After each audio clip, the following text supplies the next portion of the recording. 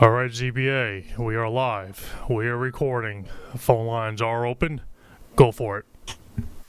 Thank you, Matt, and welcome everyone to the Town of East Hampton Zoning Board of Appeals meeting for February 28th, 2023.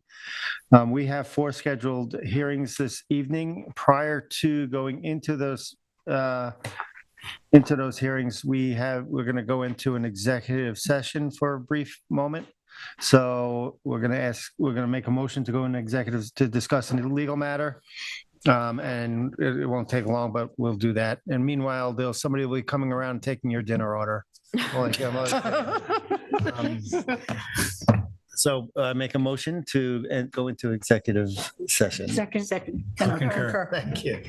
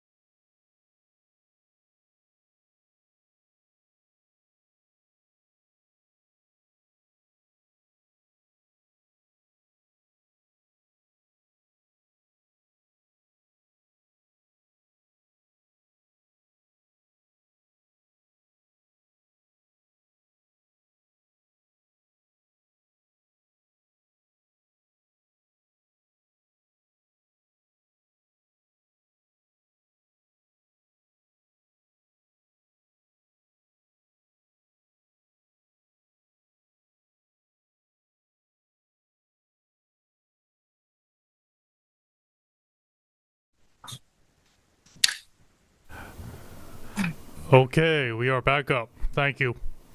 Thank you, man. Thank you, everybody, for waiting. We're going to get into our first public hearing, and that is Michael Mara at 569 Fireplace Road in Springs, Suffolk Tax Map number 300-95-5-39.2. The size and location is 22,368 square feet at 569 Springs Road, Montauk View, lots 1 through 10, including PO Lot 12, part of Lot 12, Block 45, map number 16 in Springs. The description is to allow a lot with less than 30,000 square foot of lot area to allow an affordable accessory apartment within a detached structure. The relief sought is one variance to 7,632 square feet from 255-11-63B and 2 of the town code is required to allow an affordable accessory apartment within a detached structure on a parcel of land with a lot area of 22,368 square feet, where 30,000 square feet is the minimum required, and any other relief necessary. The zoning district is B residence, Zone X flood zone, and the secret class is type 2. And council, do we have proper affidavit of service and posting? We do. Pursuant to section 255-9-23 of the Town of East Hampton Code, we have both certified mailings and postings on February 12th, 2023, 10 days prior to today's public hearing. Thank you. And I'm going to ask Member Savarese to do our report.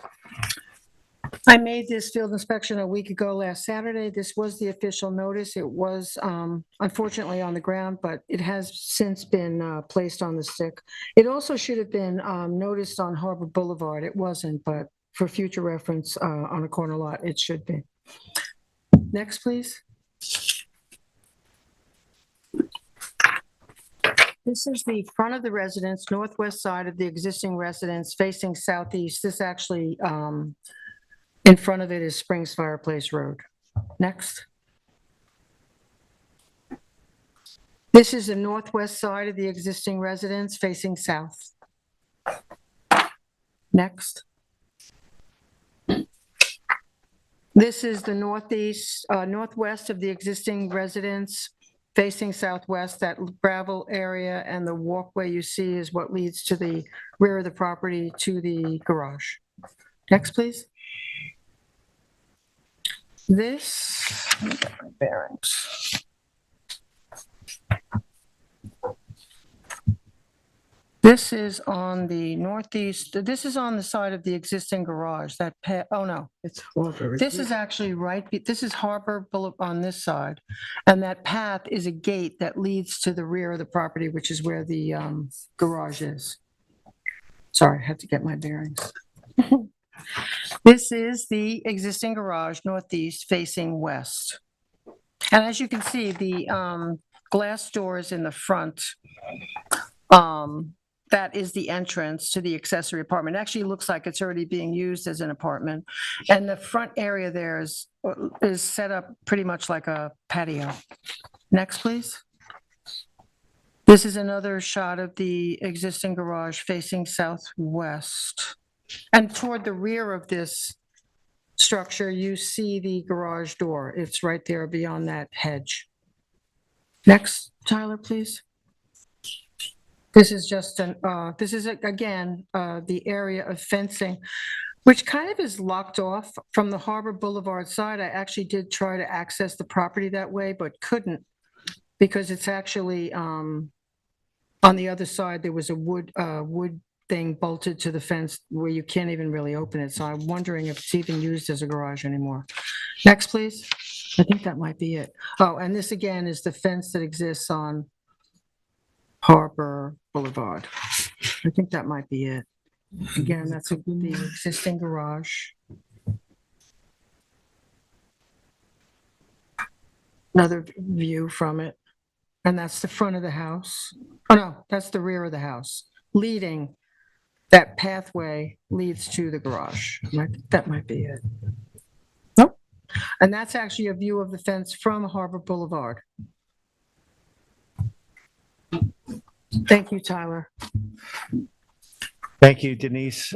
Do we have agent to the applicant?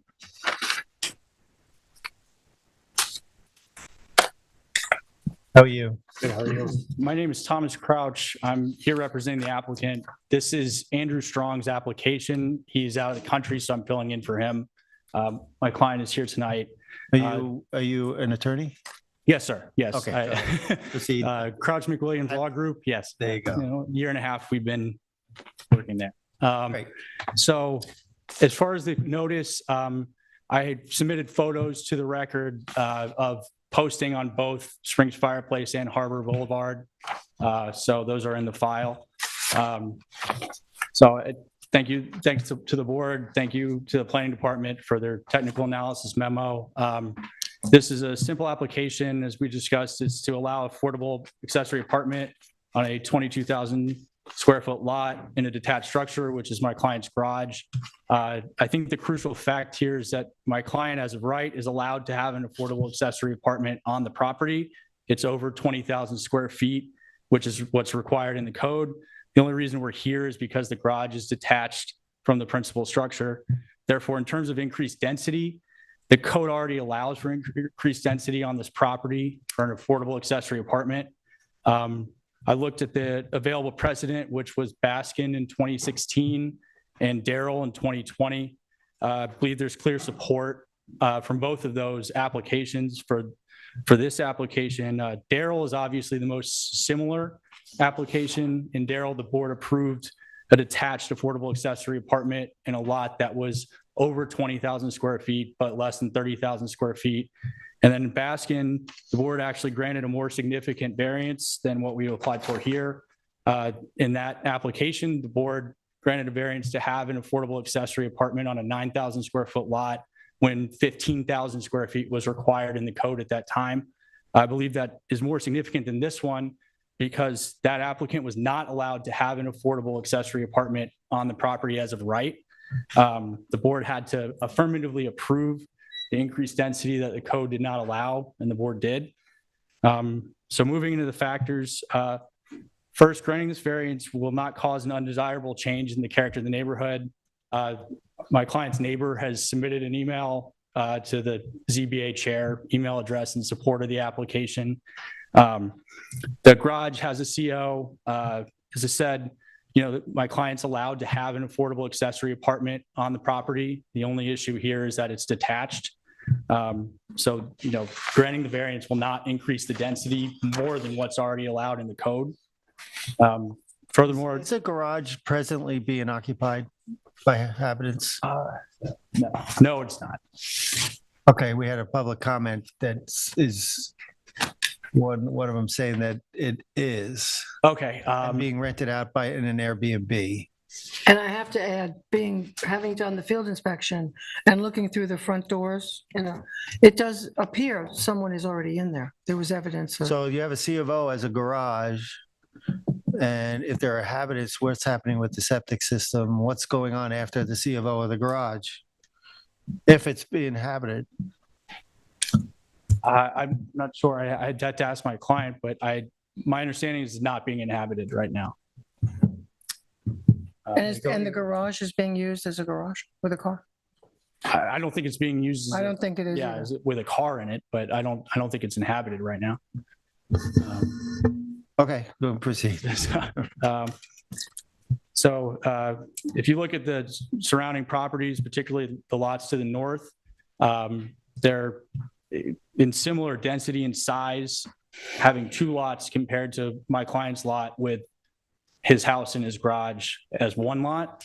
And finally, given the town's need for affordable housing, I think this application would be a positive development for the neighborhood. Second factor, the benefit sought by my client can't be achieved by another method if he's going to convert the garage as we proposed here. And I think that makes sense when you look at the property. We have to obtain this variance to do that. And then the third factor as to whether the variance is substantial, I don't believe that it's a substantial variance, just because, as I said before, my client can have an affordable accessory apartment as of right. We're only here because it's a detached structure. Looking at the precedent, the board found that the variance requested in Baskin may be considered substantial, but it's also the minimum variance necessary. And Daryl, didn't appear that the board made a finding on whether the variance was substantial, but it did find that it was the minimum variance necessary and adequate to alleviate the difficulty causing the applicant to request an area variance. So while I don't think this variance is substantial, if the board were to find it so, then I believe the board should find, similarly as it did in Baskin and Daryl, that it was the minimum variance necessary and adequate to alleviate the difficulty causing the applicant to request variance. Would you be able to give council copies of those two decisions? Yes, they're in the technical analysis memo. Oh, That's they're posted attached to online. the technical? Comment is but not the decision. Yeah, the decisions aren't attached to the TAM. Okay. Well, the decision for Darrell, the variance request was 524 square feet That's a big difference. on a property that was 29,476 square feet. That is not substantial. This one, well, Baskin was within the residence, not detached. And this one is a 22,368 square foot size, asking for 7,632. So that is a considerable difference. Right. Well, Baskin was also a 9,000 square foot lot when 15,000 square feet was required, and also didn't have the ability to have an affordable apartment at all. And that's why I think that's a more substantial variance than what we're requesting here. But it was within the residence, not detached. And specifically, the town code differentiates between within the residence and detached. Right, you're correct. And so fourth, this variance will have little to no adverse impact on the physical conditions of the neighborhood. We reviewed this, and I believe the application requires an upgraded sanitary system. And even if it does not, we're willing to provide an upgraded sanitary system as a condition of the approval. An upgraded sanitary system should mitigate the impact of the increased density. Further, since we're converting an existing garage, the project will require the minimum amount of construction necessary in order to make this work. And finally, I don't believe the need for variance is self-created. The garage exists now with a CO, and we're merely converting it. And looking at the precedent in Baskin, the board found that the need for a variance was not self-created. Interestingly, in Darrell, the board found that the need for a variance was self-created. Either way, that does not preclude the board from granting the variance under the town law. So we would ask that if the board found that the variance was need for a variance was self-created, that it would not preclude the board from granting the variance here. And then as far as just addressing mitigation, as I said before, I believe upgrading the sanitary system, whether it's required or as I believe it would be required. So this board would probably not look at it as mitigation if it's a requirement.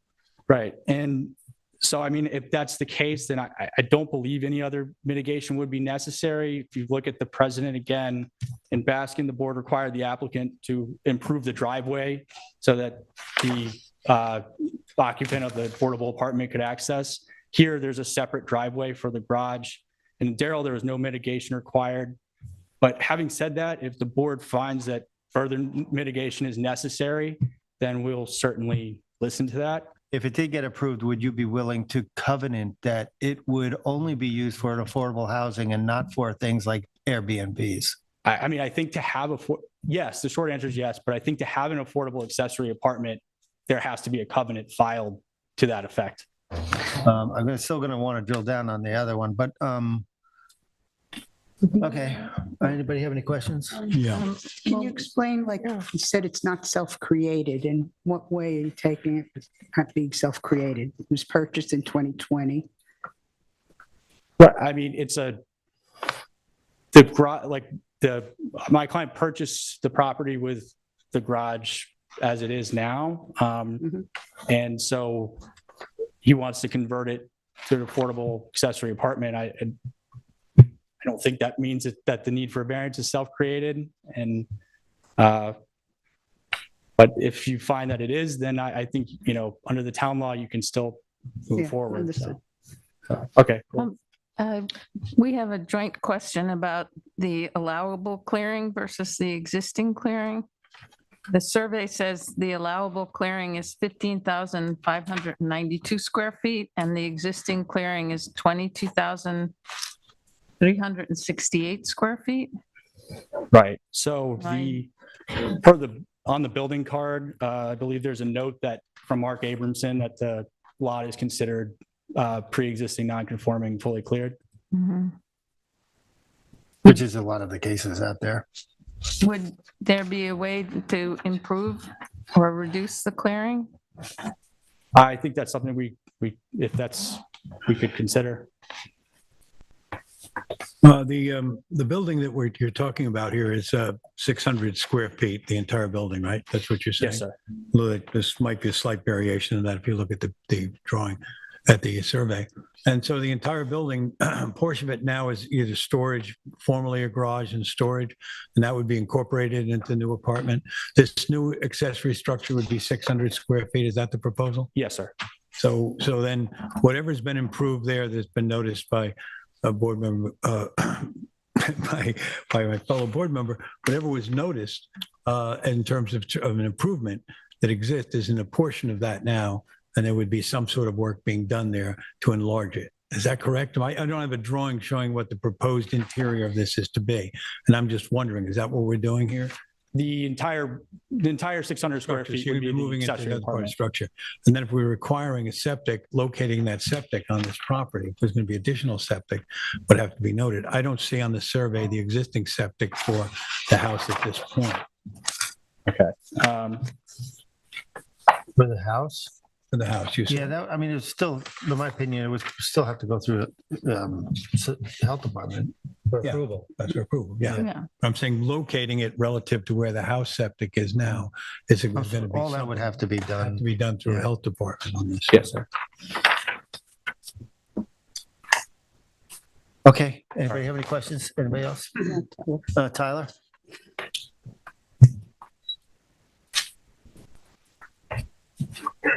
Tyler Borsak for the planning department. Tyler, do you swear affirm to tell the truth, the whole truth, and nothing but the truth? I do. Thank you. So that, I mean, that was a good synopsis of what the application's about.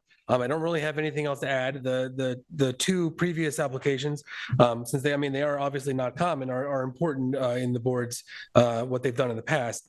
The only thing I will note, and it doesn't really have a direct relationship to this application, but I think it's important to at least note, is that the town board has had discussions on this, and this was noted in one of the letters that the board, the ZBA also received.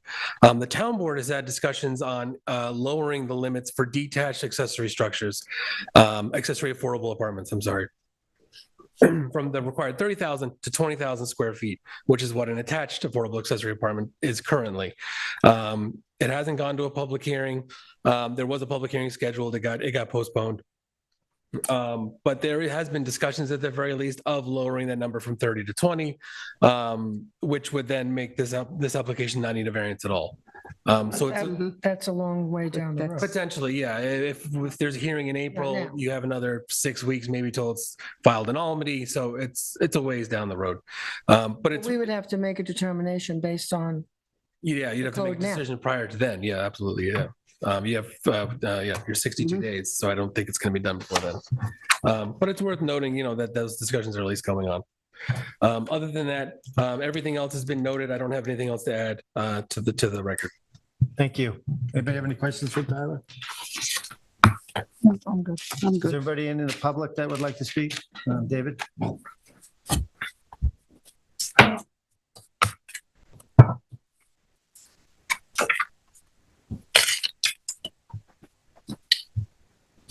David, will you announce yourself and your address? Yes, I'm David Boot. I reside at 6 Montgomery Avenue, which is within the neighborhood of the subject property, less than half a mile away. Do you swear affirm to tell the truth, the whole truth, and nothing but the truth? I do. Thank you.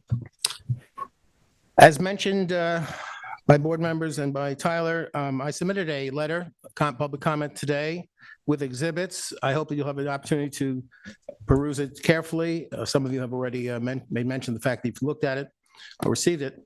I have 4 points to raise. If I don't have time to raise them all, then I would ask you to take We have your written comments. by Thank you. reading the balance of it. One, these are the 4 reasons why you should not grant the requested variance.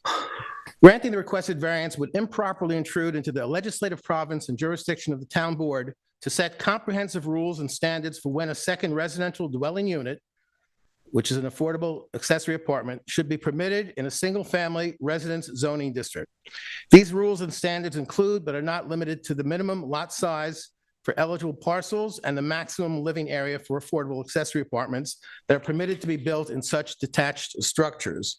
Significantly, these are matters that are currently scheduled for consideration at a public hearing before the town board on March the 16th.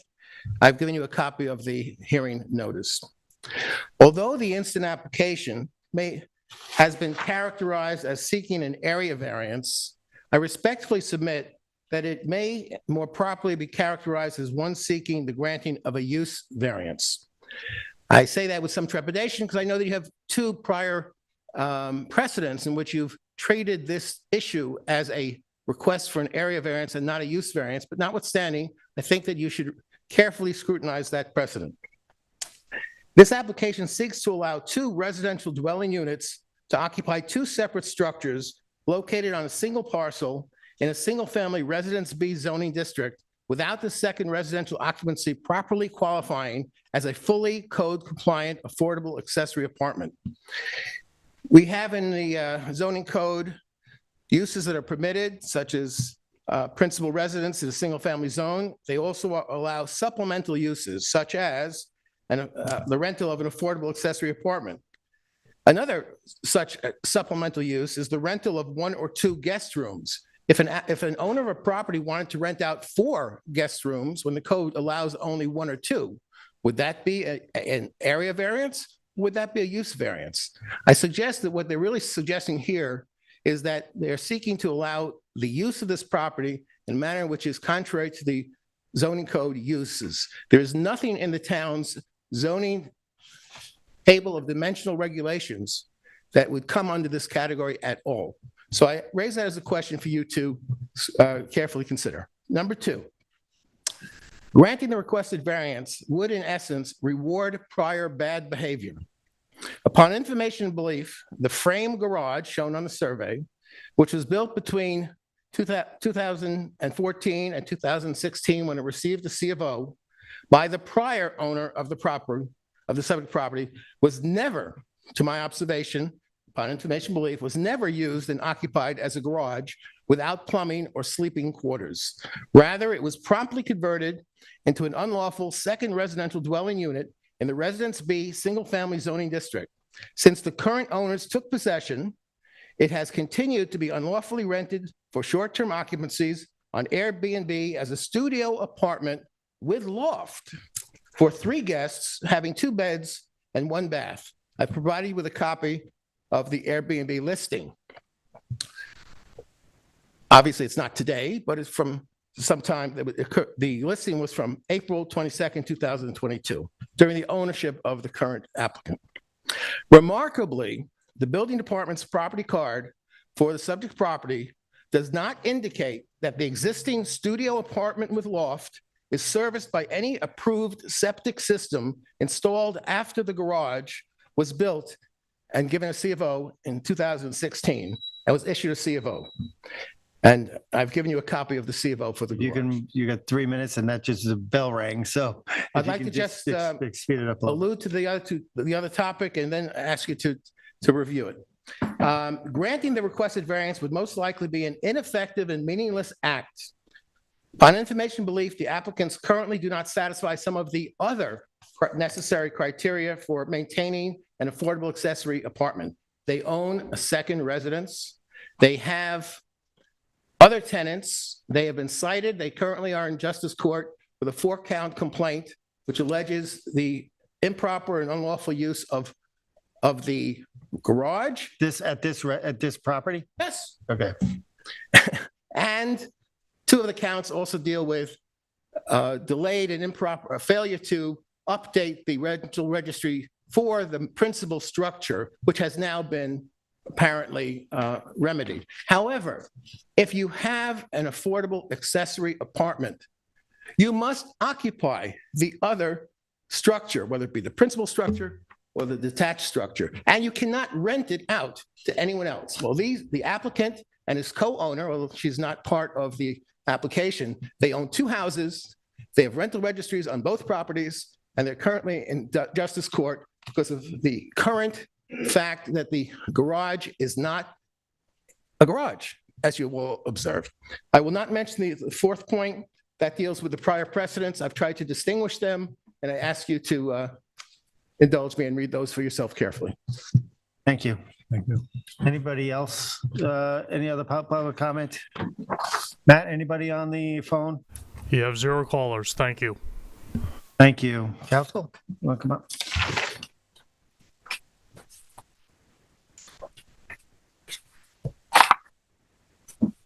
I'm just wondering if we can pull the applicant up, if we can ask him a couple of questions. Yeah, sure.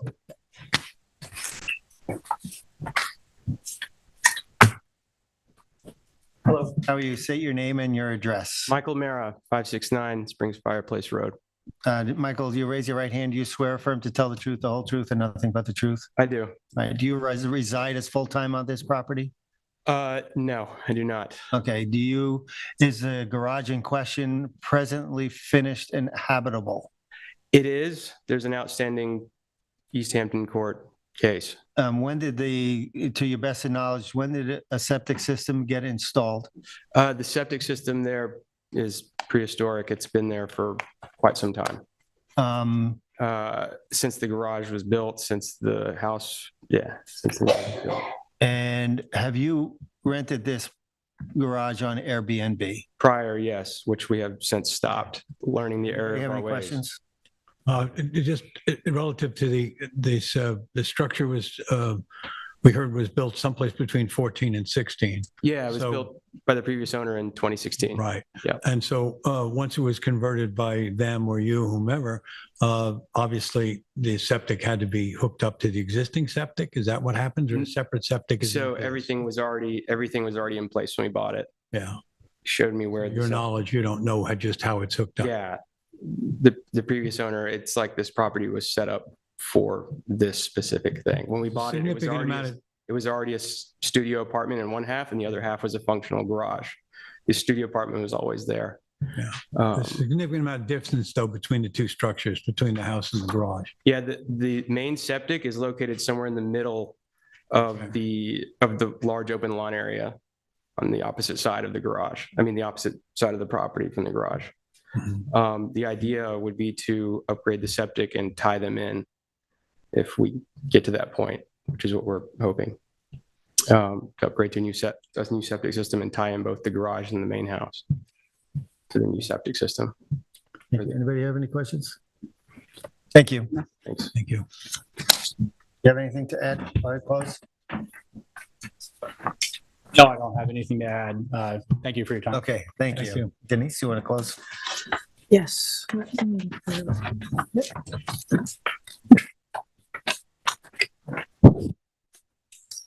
In the matter of the application of Michael Mara, 569 Springs Fireplace Road in Springs, Suffolk County Tax Map Number 300-95-5-39.2, I make a motion that we close the public hearing and record. I'll second that. Concur. I concur. I concur as well. Thank you. Thank you. Next, we have 57 Hampton Lane LLC at 57 Hampton Lane, Amagansett. Suffolk Tax Map Number 300-174-7-19. And the size and location is 8,000 square foot at 57 Hampton Lane, Beach Hampton, Section 1, Block 2, Lots 70 to 73, map number 1203 in Amagansett. The description is to remove existing walkways and decking and replace with new decking, side walkways and stairs to remove approximately a 145 square foot portion of the residence and replace it with decking, to construct an approximately 165 square foot addition, raise the residence to meet FEMA first floor elevations, reconstruct an existing outdoor shower, relocate the existing driveway, and construct an upgraded sanitary system on a parcel of land containing freshwater wetlands. Relief sought is a natural resources special permit pursuant to 255-420 of the East Hampton Town, and 4 variances are required for this application. Variance of 96 feet, 94 feet, 93 feet, and 83 feet are required from 255-430 of the town code to construct decking 4 feet, outdoor shower 6 feet, walkway 7 feet. In addition to the residence, 17 feet from freshwater wetlands where 100-foot setbacks are required. One variance of 50 feet from 255-430 of the town code is required to allow clearing 0 feet from the edge of wetlands where 50-foot setback is required. Any other relief necessary? The zoning district is B residence, AE flood zone, elevation 10, and the secret class is type 2. Council, do we have proper affidavit of service and posting? We do pursuant to 255-9-23 of the Town of East Hampton Code. We have service that was performed, both certified and postings, on February 13th, 2023, which is 10 days prior to today's hearing. Thank you. Member McGivern. Hi, so this is a picture of the posting. It's a little to the, it doesn't capture the full front of the house. So next, that's the front of the house.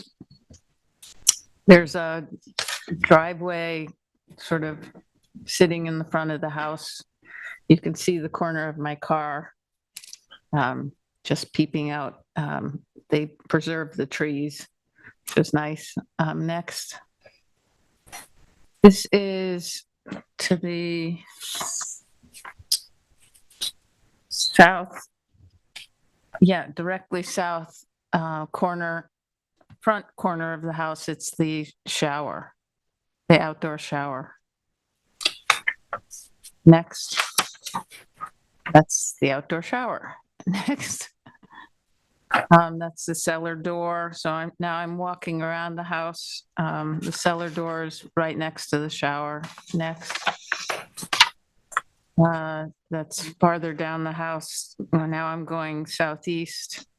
Next. Now I've turned the corner. This is the back of the house, so that's the east of the house. And you can see a portion of the deck that sort of sits in between the two wings of the house. Next. That's, sorry about the picture. That's the deck that sits in between the two wings of the house. It's got bamboo growing up in between it. Next, I think you can see it. Yeah, there's bamboo. The house seems neglected. Next.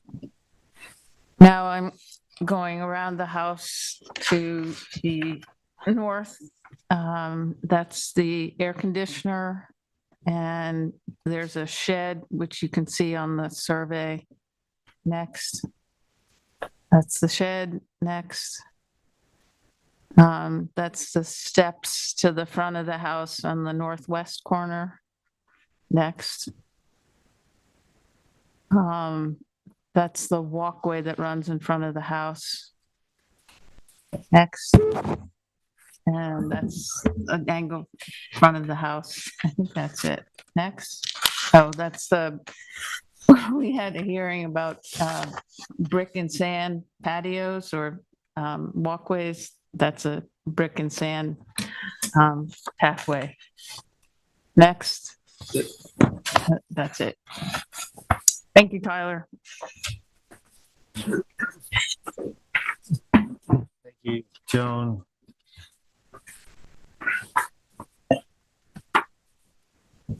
Good evening. Hi, John Tarbett and Lester for the applicant. Also with me tonight is Bill Beaton, who's the design professional, in case there's any questions. The story on this property is that it's a 1,200 square foot house, which was originally a fishing cottage in Promised Land and was moved to this site. At that time, Alfred Scheffer, the well-known local architect who designed a lot of homes in Beach Hampton, oversaw the renovation of it. So that was in like 1964, 65. It has, as you saw, it's neglected. It's basically sat there for most of this time with very little improvements or upkeep. It's in bad shape right now. It did come in 2011. It did come before the zoning board. and permits were granted to add a second story and decking on the second story, which it's an 8,000 square foot lot. Not to argue that against the previous variance, but it would have destroyed, which Sheffer cottages were typically one story. It would have destroyed the Sheffer cottage, and it also would have impacted my client, who happens to be the neighbor and owns a Sheffer cottage. So with those permits in place, the property came to the market. My client bought it, doesn't want to see it. He wants to keep the Sheffer cottage there. He also wants to keep a small house on a small lot as his neighbor. So we're seeking to abandon the previous variance and instead just restore the Sheffer cottage. And to do that, we need to put a new sanitary system in. The house needs to be raised to meet FEMA. And excuse me for a second. Oh, and the other thing was that the interior of the house doesn't quite work. It's a 60-year-old interior layout. So we want to take about 100 square feet off of part of the house and just move it to where the deck is in the back from the pictures. Planning department had no issue with that. Tyler and I did have a chance to speak extensively today. And I think I can say that we're pretty much in agreement that raising the house to meet FEMA and putting a new septic system in are positive for the environment, for the applicant, for the town, for the character of the neighborhood. I don't think Tyler has any issue. He says so in his TAM about just moving 150 square feet from one part of the house to another. There's no extra. I think it's 15 extra square feet of gross floor area. 15 extra square feet of gross floor area. It's just a matter of realigning the interior so that the layout's better. I think the issue Tyler and I may have is we had also proposed to, right now, the parking that was shown in those pictures is actually located in the roadbed. Town code requires 2 parking spots on the property. So we had simply, as part of the application, and we had shown 2 parking spots on the property, thinking that was a good thing. The problem is the property is surrounded by wetlands. So from a planning department perspective, they're not really in favor of us of parking near the wetland. We would like to do it. I think it's a town code requirement. We're probably grandfathered in to leave it out, the parking out in the roadbed. So if the board agrees with Tyler and doesn't want to grant us parking on the property, that's fine. The other thing that Tyler and I don't agree on is we propose walkways around the property. If you've been there, it's just sand. So in order to get attest to that.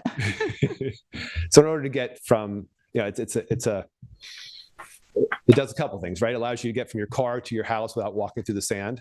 And it also keeps people on a narrow path, as opposed to if there's no walkway there, you're just gonna walk through whatever amounts to vegetation, which is mostly beach grass and like pine needles. So to us, the walkway wasn't something that would really be a contested point, but from a planning department perspective, it certainly does add coverage. It's a small property. So Tyler's point, and I'll let him speak for himself, but his point would be, hey, look, the property has a lot of coverage on it and you're adding coverage. So again, there's a real practical reason to have a walkway. I also think it keeps people from walking over. It keeps people in one designated area.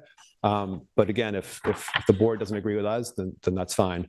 The important thing here is we want to be able to keep the Sheffer cottage, make it FEMA compliant, put a new septic system in, and rotate that into that living area. Again, not adding to the gross floor area. And again, I don't think the planning department has any issue with any of those things. Just talk about the proposed clearing afterwards. Right. So there are 3 wetlands on this property. There's 2 pocket wetlands in front, which when I say pocket wetlands, they're literally the size of like a car, right? They're these tiny little depressions. And then there's an extensive wetland in the back.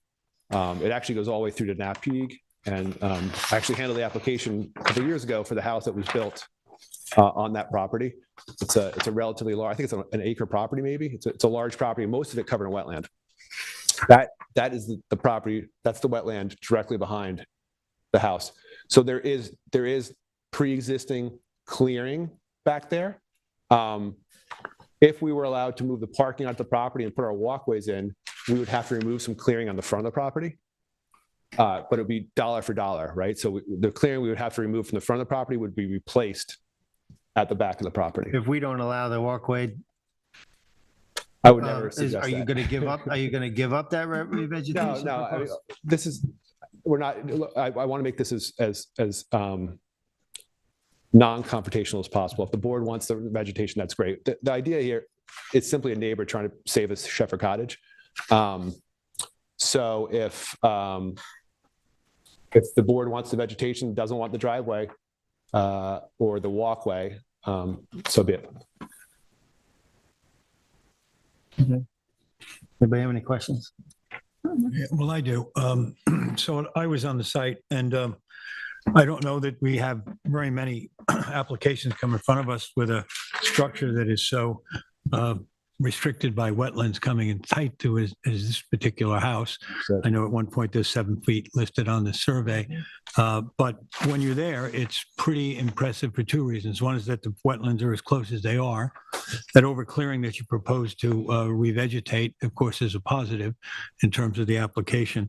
But the other is that that the wetlands have not been respected up till now to this point, so that any effort on the part of you moving forward with this project would have to include the fact that we see very strict protection for these areas. As you say, there's some pocket wetlands there, and then there's the extensive wetland that goes behind the house to the east and a little bit to the south, I think, in there. Yep. And you can see that other houses have encroached on the wetlands in other directions, particularly sensitive, and you have a very tight building envelope for anything you can do here. So there's Right. a lot of sensitivity.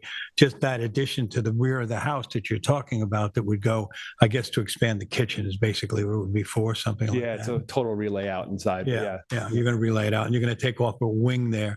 That demolition, that new construction, all that's going to come, is going to have to be provided in in the construction protocol. Right. Very strict protections, because you just don't have any room here at all. I mean, you're right up against the wetlands in all directions. Here to the rear, but certainly working from the front. And then the fact that this new septic is going to go in. In addition, I don't know where you're going to get the parking except to be out into the roadway, like many of the houses are down there. It's Right. going to be difficult on this spot. There's But we very do little- show it on the survey. I know you. Oh, okay, yeah. What is the existing foundation on the house? There's a picture of it. It's just block. Just block going down how far? So do you know how far down the block goes? It's not very far. I mean, I can pull up the drawings. I can pull up the drawings too and take a look at it. But what I'm getting at is, are you going down further? You got a water table here to worry about, right? So Yeah. I'm just worried about the angle of repose when you go to lift the house and dig a new foundation. If that's going to interfere with the wetlands, like Ed says, the protocols are going to be pretty tight, especially when you go and dig because you're going to have to over dig. For your I foundation. understand. Keep in mind, if we had come in just simply to relocate some space over the existing deck and make the existing space decking and not propose the. I'm not questioning that. Yeah. I'm just saying. A lot I'm of this saying is- we have to take care. I'm agreeing with I understand. Ed. Yeah. Um, A lot of, without a doubt, there's a fair amount of activity that's going to go on in close proximity to wetland, which is not great. However, all this activity is it's a new septic system and it's raising a house to meet FEMA. That's the gist of this application. Without a doubt, there's going to be temporary disturbance of wetland, but long-term, a better septic system has to help the wetland. The revegetation in the back of that property near that wetland has to help. I agree, the wetland's in terrible shape. It's briar and bamboo and who knows what else growing in there. But it is, in for the the deck. area, it's a pretty extensive wetland. And bamboo's in the deck. Yeah, I don't know where it originally started, but it's definitely taking over in the area. But maybe Bill Beaton can. What's the elevation of the? Is that? I can't read that. You have to raise the house almost 4 feet, if that's the question. Yeah, we're just trying to figure out what you're trying to raise the house here. We're looking at the elevation now. Just give us a second. Sure. Can Tyler show us?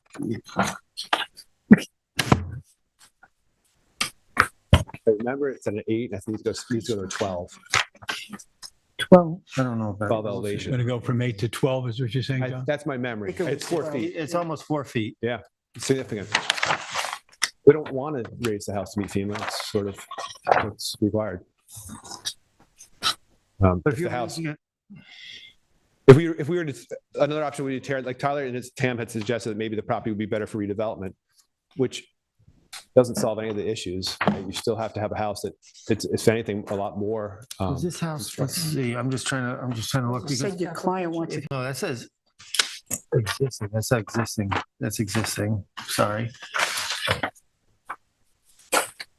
It's proposed. And again, you have grade that looks like it hasn't changed. We don't see any, I think the grade has changed. looks like the grade is being either brought up.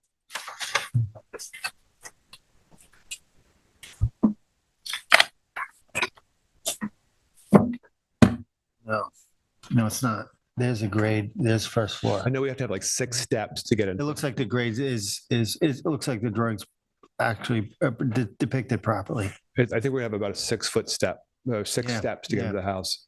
All right, I just wanted to go through that. Sorry. Luckily, a lot of times when people try to raise their house to meet FEMA, especially in small lots, you run into pyramid issues. We don't have a height issue because it's a 1-story house, but a lot of times it's an 8,000 square foot lot, right? So a lot of times when you try to meet FEMA, you need pyramid relief, but we're able to do it without needing that. I actually thought this was a good application because you're keeping a Sheffer cottage, you're keeping the character of the neighborhood, which is a big issue.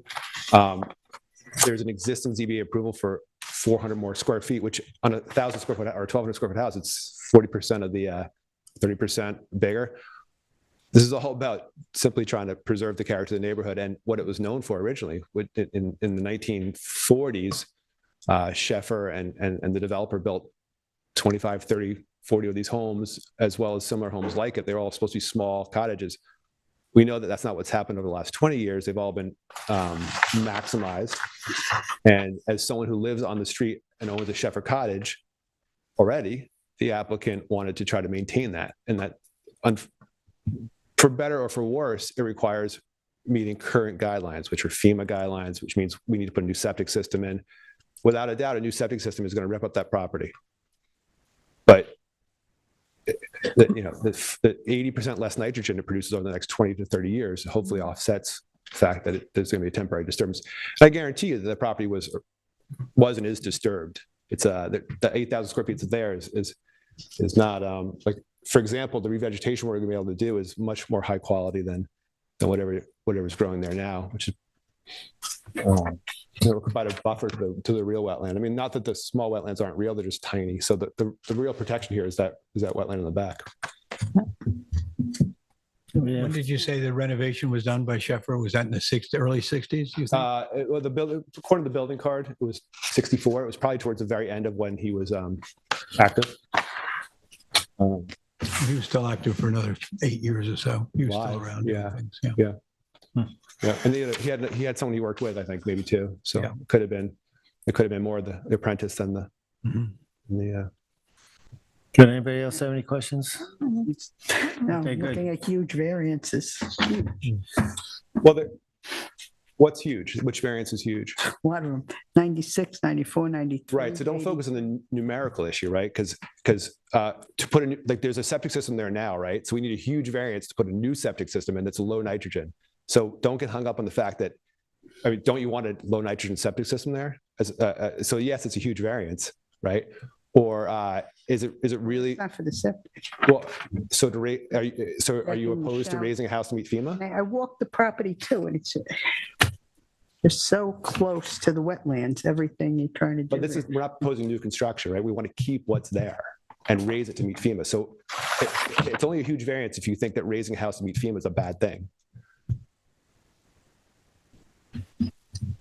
It's tricky anyway, right? Yeah. It's tricky. It's tricky, but what's the alternative? I mean, do you really want someone to tear down a historic home and try to come in with a plan to develop it? You know, I get that's the alternative. Or you can revert back to the 2011 approval for a bigger house. I mean, this doesn't seem to be a big ask on my part. Okay, you call it historic, but technically it's not historic. It's not on a historic registry. Is that your point? Yeah. Okay, it's not on a historic registry. If you wanted, so are you saying that Sheffer houses are not to be protected? Right. Okay. No, I'm not saying that. I mean, also it's for a natural resource special permit, not Right. just variances. I mean, I can, Right, and the standard for a natural resource special permit, right, is orderly growth and character of the neighborhood, right? So I'm kind of dumbfounded at opposition to trying Let's to go, keep a let's go there, 60-year-old. let's go here. Other than the septic system, you're not expanding the present footprint of the building, are you? 100% not. I mean, this was all designed so carefully to try to, these are like FEMA and septic systems, low nitrogen. These are things that were put in place to benefit the environment. Right? So, Anybody else? Tyler? I was going to ask if you had Evening any again, problem. Tyler Borsak for the planning department. So the property is currently improved with single-family residence and limited associated structures. The application before the board is to demolish the existing walkways, decking, a portion of the existing residence, raise the residence to meet FEMA first floor elevations, construct new decking, walkways, steps, and a new addition, construct a new driveway, and to install a new IA sanitary system within setbacks and jurisdiction of freshwater wetlands. The wetlands within jurisdiction of this parcel consist of an extensive freshwater wetland on the eastern and southern portions of the lot, which extend onto adjoining properties. There's also an additional wetland to the northeast corner, which is almost entirely located on the subject property. The wetlands within jurisdiction can be expected to provide the same benefits as any quality freshwater wetlands, especially the attenuation of floodwaters prior to recharge into the groundwater system. The wetlands on the property result in a very constrained property, which requires careful review for any changes proposed on the sensitive lot. The application before the board represents a fairly significant amount of work and construction within close proximity to significant wetlands. The application calls for swapping decking space for residential space, removing and constructing new walkways, reconstructing the outdoor shower, raising the entire residence to meet FEMA elevations, and adding an additional driveway area. Being so constrained, the lot is a poor candidate for some of these variance requests. The planning department is concerned with setting a dangerous precedent with the proposed changes to an already overburdened property in a sensitive area. With the existing residence located only 7 feet from wetlands and proposing to encroach even further onto wetland setbacks, the project as a whole is requesting more than is reasonable considering the constraints and the existing improvements. The proposal to raise the existing residence to meet FEMA first floor elevation requirements and also upgrading the sanitary system will be improvements on the existing conditions. The sanitary system is located in the best location available. However, that location is still only 24 feet from wetlands, which is a further testament to the constraints of the property. The revegetation at the rear of the lot is also an improvement to help offset some of the clearing required for the new sanitary system, although it is also intended to offset additional clearing for new proposed structures such as the walkways on the north of the residence and the new driveway, and likely for construction access as well. The board may want additional information from the applicant on the work proposed and the tight clearing envelope, raising the residence approximately 3.6 feet, demolishing a portion of the residence, constructing an addition, a new sanitary system, new driveway, and walkways is a fairly significant amount of work, which could very easily encroach onto the wetlands that are located on the property. The board did receive a letter attesting to the ability of the existing residents to have a portion demolished, construct new additions, and raise it to meet FEMA without needing to completely rebuild the residence, which has been a concern in the past. The demolition of a portion of the southeastern side of the residence, in conjunction with a slightly larger addition at the center of the residence, is a somewhat reasonable request. The new addition is approximately 20 square feet larger, but also located in a more conforming location. The removal of the southeastern side of the residence is also coupled with decking and stairs in the same location to replace where decking would be removed for the new residence. It would be significantly more beneficial to not construct new decking where the residence is being removed rather than where it's being removed. I lost my place. Rather revegetating that area to try and establish some level of buffer between the wetlands and the improvements. As it currently is proposed, the clearing on the parcel will need to extend up against the edge of wetlands in order to complete the demolition, the construction, and raising the residence. This clearing leads to the possibility of incidental clearing of wetlands and also a reduction in the buffer that currently exists on the parcel, which is already minimal. Abandoning the replacement decking in favor of additional vegetation could help to reduce long-term impacts of the proposed project and the existing residents. That said, the swapping of decking space and residential space is overall a reasonable request and are in keeping with the existing improvements on the lot. The planning department's biggest concern with the project are the proposed new walkways and around the western and northern sides of the residence, as well as the new driveway. The proposed walkway reduces setbacks for impermeable surfaces to wetlands to the northwest, and the proposed driveway reduces setbacks for semi-permeable surfaces to the wetlands to 0 feet. Proposing a driveway and associated clearing to 0 feet from the edge of a wetland is a poor precedent to set in an area of town with many similarly constrained properties. A very high bar should be set for allowing clearing and construction so close to wetlands, especially when the property already has parking within the right-of-way, as many properties in Beach Hampton area have. While raising the residence to meet FEMA is an important aspect to this application, and the size of the residence is not increasing significantly, the amount of work proposed on the property, including demolition, construction, and raising the residence, may be more than what's appropriate, may be more appropriate for a complete redevelopment with a more standard sized residence, which can be constructed with better setbacks, less likelihood of damaging surrounding wetlands, and an overall better layout while still providing benefits to the applicant. The property as it stands today is not appropriate for the levels of development proposed by the applicant, and the likelihood of significant short and long-term impacts on the surrounding wetlands is too great. As currently proposed, the project does not appear to meet the variance standards. If the proposed walkway and driveway were removed from the plan, the remainder of the project would better meet the variance standards. While there may be questions regarding the construction procedures and constraints of the property, raising the house to meet FEMA, upgrading the sanitary system, and shifting livable space and decking within the footprint has merit if the project can be completed without undue disturbance. Other than that, I can answer any questions you might have. Just regarding the sanitary, I mean, I'm looking at the sanitary plans and the existing, they show 2 concrete covers showing the existing. Right. I mean, going back as far as this house was built, these are probably just leaching pools. Probably. I would think. Yeah. Probably there. So, which is not is way inadequate. I just wanted to get that out there. Yes. Okay, the 2011 ZBA approval, is that still in effect or did it expire? I know it may have gotten an extension of time at some point recently. I know when it was being sold, there was work either with getting a building permit and probably an extension of time at that time as well. But I don't remember any specifically how up to date the extension of time is. We can find out. Sure, certainly, yeah. I have a question for the applicant. What maybe you can answer is, do you know whether the applicant had any problems with the conditions you proposed? Not that I'm aware of, but they would be able to answer that better than I would. Right. Yeah. Oh, that was my only question. And the current ownership, you're saying the TAM was in November of 2020. So That's the information we have, yes.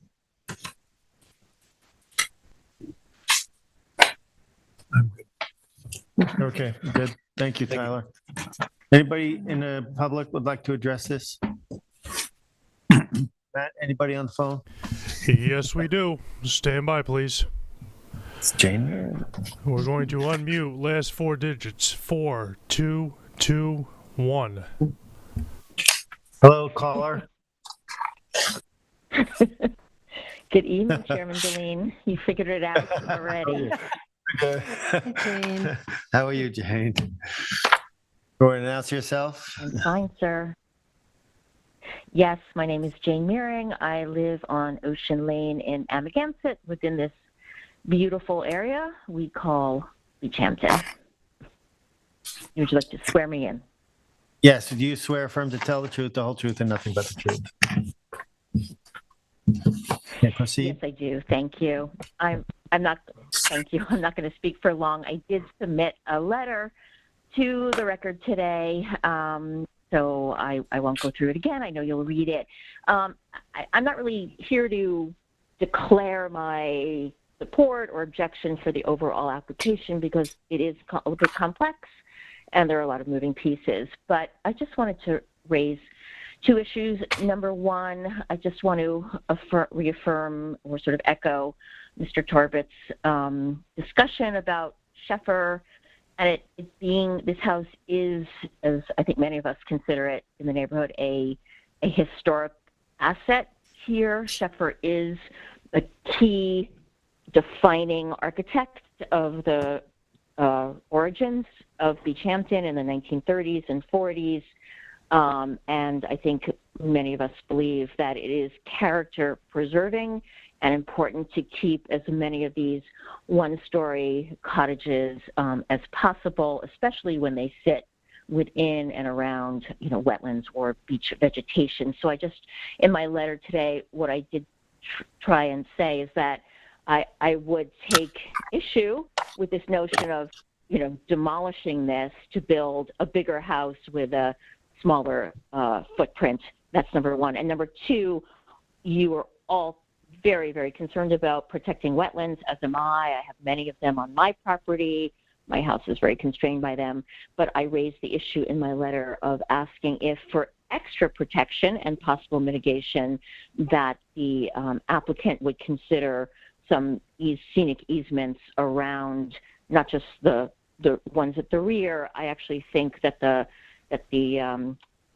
wetland to the north side of the property is a little bit bigger than a pocket wetland and does provide a lot of important sort of natural habitat and all the things that go with wetlands. So I just wanted to reiterate what's in my letter, and hope that this cottage can be preserved and stewarded, even if it's not in the National Historic Register. It is historic from a East Hampton perspective. Thank you. Thank you. Anybody else? No? There's 0 additional callers. Thank you. Matt? Go ahead, John. So quickly to wrap up, Member Berger had mentioned that these variances were huge. So I just want to actually go through the variances quickly. There's a 96-foot variance, which seems huge, but it's to replace the existing shower, right? So there's a shower there. We're looking to just replace it. 93, and then the other big variance is to relocate some living area further from the wetland. So we're not adding 150 square feet. We're relocating it further from the wetland. So it's a big variance, but it's to make it more conforming. So that's an important distinction to make sure. I just want to make sure. In a normal application, you see 98, 97, 95. Those are huge variances, but these are structures that exist that we're trying to just simply rebuild. And you're asking for clearing right up to the wetlands. I guess we don't have a construction protocol. Yeah, that was my point. Yeah, we'd be happy to submit one. Also, the design professional, Bill Beaton, is here if you wanted to have him talk about anything. Yeah, As far as an easement, I would have proposed an easement. There's some problems, just such a small lot. There's a 10-foot setback from easements. So I would have needed variances to, easements don't really work on this lot. Look, if the lot hadn't been developed 60 years ago, it'd be a perfect candidate for CPF to purchase. It is important to understand that there is a house there, and it does have some pre-existing rights to the house that's there, and there is a variance that was granted for a bigger house here, which would also require a new septic system, and also would probably require at this point it be raised to meet FEMA. So we're trying to avoid that by simply restoring the cottage that's there. To me, it seems like the best case scenario for the community and the character of the neighborhood and for the environment. I'm thinking about this construction protocol, which I think, there are times I'm concerned about where do we place the limiting fence? Yes. Yes. Protect the wetlands. That's the biggest part on this property related to the construction protocol, because that's going to limit construction to where we do. So I would suggest maybe we put the limiting fence where the proposed clearing line is. I don't know if I can see it. Your septic is outside of that. Your house is outside of that. No, that seems to make sense to me. Roy, you're a builder, you know if it's practical or not. I've raised houses in very tight lots. Yeah, so I don't think that seems, and Bill's here to comment on that too. Makes sense. Yep. So okay. You're talking about where the blue line is? You're working from that side. Yep. Yeah, and you're going to come in. You're talking here? That's it. And then, no, And what- not back there, where the Just here. proposed, including the proposed re-veg line. Mhm. For working space during construction. Yes. I think that makes sense. Yeah. So that the house is good to be raised and then to be And all foundation. construction then comes off of Hampton Lane and, Yeah. You're it's gonna away from be, the it's wetland, gonna be, that it's rear it's wetland. invasive, is, like It's you said, disruptive. septic system and the raising of the house, even the raising of the house isn't, it limits the amount of right. over excavation you can do, That's right. right? That's right. Sorry, are 'Cause you it's gonna be suggesting sitting on something- That's cribs correct. at Are you some point. suggesting So- something other than the blue line that says project limiting fencing? No, the blue line, but where the green comes, the proposed re-veg line, it cuts across there and comes back to the blue line. You want it in front of that? Hmm? You want to put it where? Over here? Yes, Yes. yes. Okay. You okay with that? Yes. As well as with all the mitigation as well, it's fine. Maybe I missed it earlier in your presentation. This says the current ownership was November 2020. So what's the relationship of the person? They own a Shepherd Cottage on the street and wanted to preserve the character of their neighborhood. That was the impetus for this The application. people that bought it in 2020? No, the people who bought it in 2020 own it now. own it They're an now? adjacent neighbor.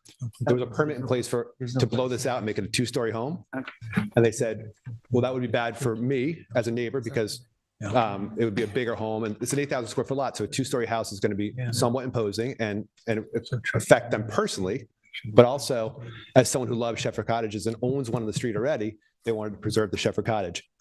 To do that, we need to put a new septic system in and raise it up.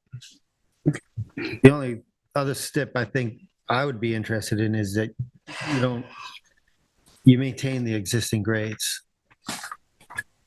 Right.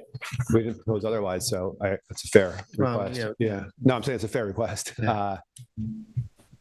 Right. I think that's the intent, and that's why it's Right. going to be you have to go up to get into the house. Well, we don't want to raise the grades. You're in the dunes here. You're right. Yeah, no, I Yeah. agree.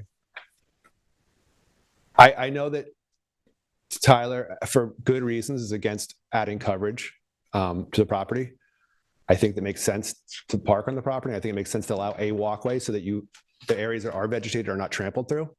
But if that's what we have to sacrifice to do this, I mean, the idea here, they want to save this cottage. So if they have to lose some things for that, then that's fine. Thank you. Okay, thank you.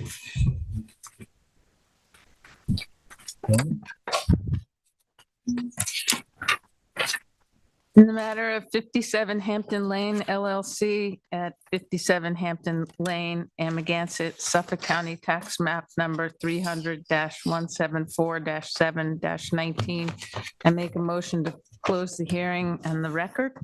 Well, do you want the construction protocol? Do you want, I'm sorry. Subject to submitting, No, I don't think we need, I think we've agreed on the project limiting fence. I think Right. that's Okay. the majority of the thing. I don't think we need a protocol. I guess, we need a when it, We are submitting a protocol, or we're not. Sorry. I'm saying, Well, could you, if they could you can. maybe submit a letter just confirming those couple of things? That way we have it in the record. I just want to make sure the couple things that you're thinking of, the same ones I'm thinking of. Yeah, that, the project limiting fence? the if you want, project you can say, limiting but fence. all the construction is going to happen off of Hampton Lane and, Yes. and come in and out. You got a project limiting fence. Yep. I don't know how much more in depth your protocol needs to be. Yeah, I think that's good. Okay. And so on the record, we agreed that we would follow the clearing lines for project limiting fence. Right. So I think we're good. And you Yeah. won't grade up, Sorry, won't grade up. couldn't hear you. It won't grade up. Won't grade Won't up. grade up. Yes. Yeah. Yeah, well, Which we didn't right now propose it to. does. So We we can have make that a condition of approval if we approve Let's this. slope down to Right. those wetlands. Yeah. Right, right. Also. Yeah. It's a good point. Thank you. Okay, so We can close it. we can close the record. I make a motion to both close the hearing and the record. I'll second it. Concur. Concur. I concur. Thank you. Thank you. Next, we have 7 Beach Plum LLC at 7 Beach Plum Court, Amagansett, Suffolk Tax Map Number 300-110-2-19.4. And The size and location is 40,090 square feet, 7 Beach Plum Court, Beach Plum Park, number 8834, Narragansett. The description is to allow ground level decking, second-story decking, a walkway, an outdoor shower with slate wall to remain within minimum dune crest setbacks on a parcel containing beach vegetation and located within the town's jurisdiction of barrier primary dunes. Relief sought is a natural resources special permit, NRSP, pursuant to 255-420. And two variances are required. Variances from 255-440, coastal setbacks of 13.6 feet and 10.8 feet are required to allow the existing walkway to remain 86.4 and existing decking to remain 89.2 at its closest from the dune crest where 100 foot is required and any other relief necessary from East Hampton Town Code. The zoning district is A3, AE flood zone elevation 10. And the secret class is type 2. And council, do we have proper affidavit of service and posting? We do, pursuant to section 255-9-23 of the Town of East Hampton Code. On February 15th, 2023, certified mailings were mailed out to neighboring properties. And then on February 18th, 2023, we do have a posting of the site. Thank you. Yeah. Member McGinley. This is a picture of the posting in the northwest corner of the property at the front of the driveway, and ahead you see a gate. Next. This is true confessions here. The gate was closed, so I climbed over the wall on the left to get into the property. The owner's here, I'm sorry. I had to take my pictures. Next. I would have a picture of that. This is the front of the house and the driveway. Next. This is, now I'm walking around the house, so this is the northwest side of the house. Otherwise, if you're facing the house, it's to the right. Next.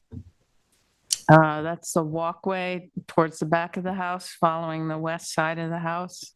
Next.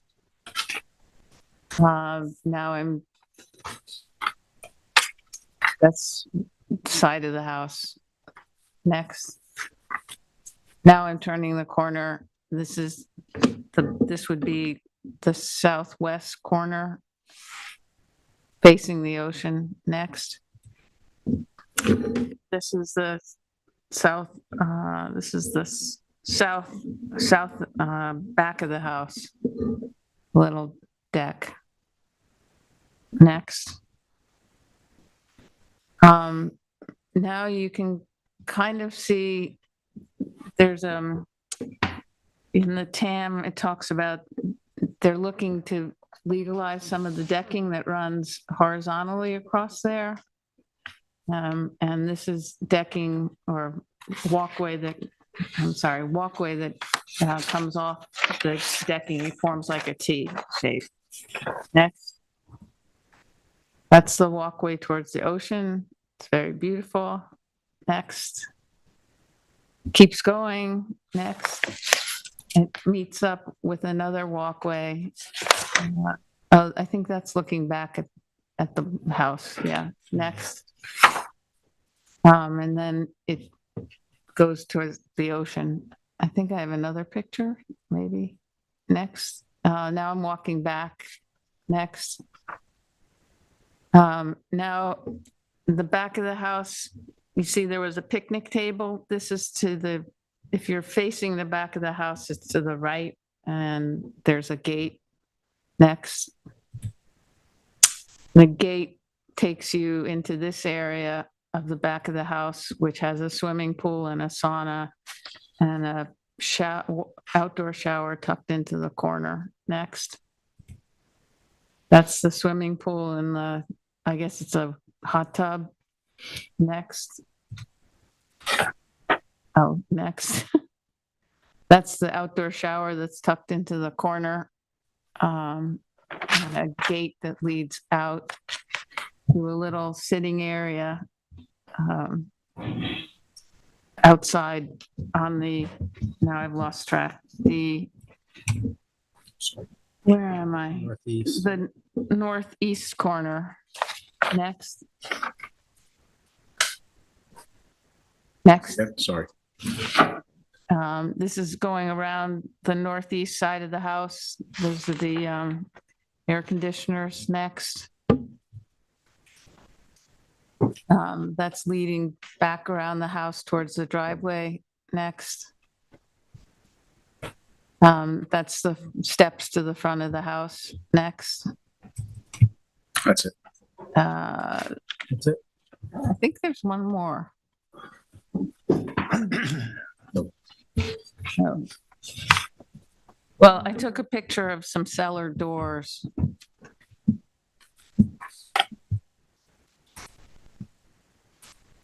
No, it's fine. It's fine. I think people get the idea. Thank you. Any questions for Joan? Yeah, how'd you get out? I climbed back over the wall. I mean, looking at those pictures of the dunes, you can see the wisdom of East Hampton Town to try to preserve them. They're beautiful. They're absolutely Beautiful. stunning and beautiful. Really beautiful. Do we have the applicant here?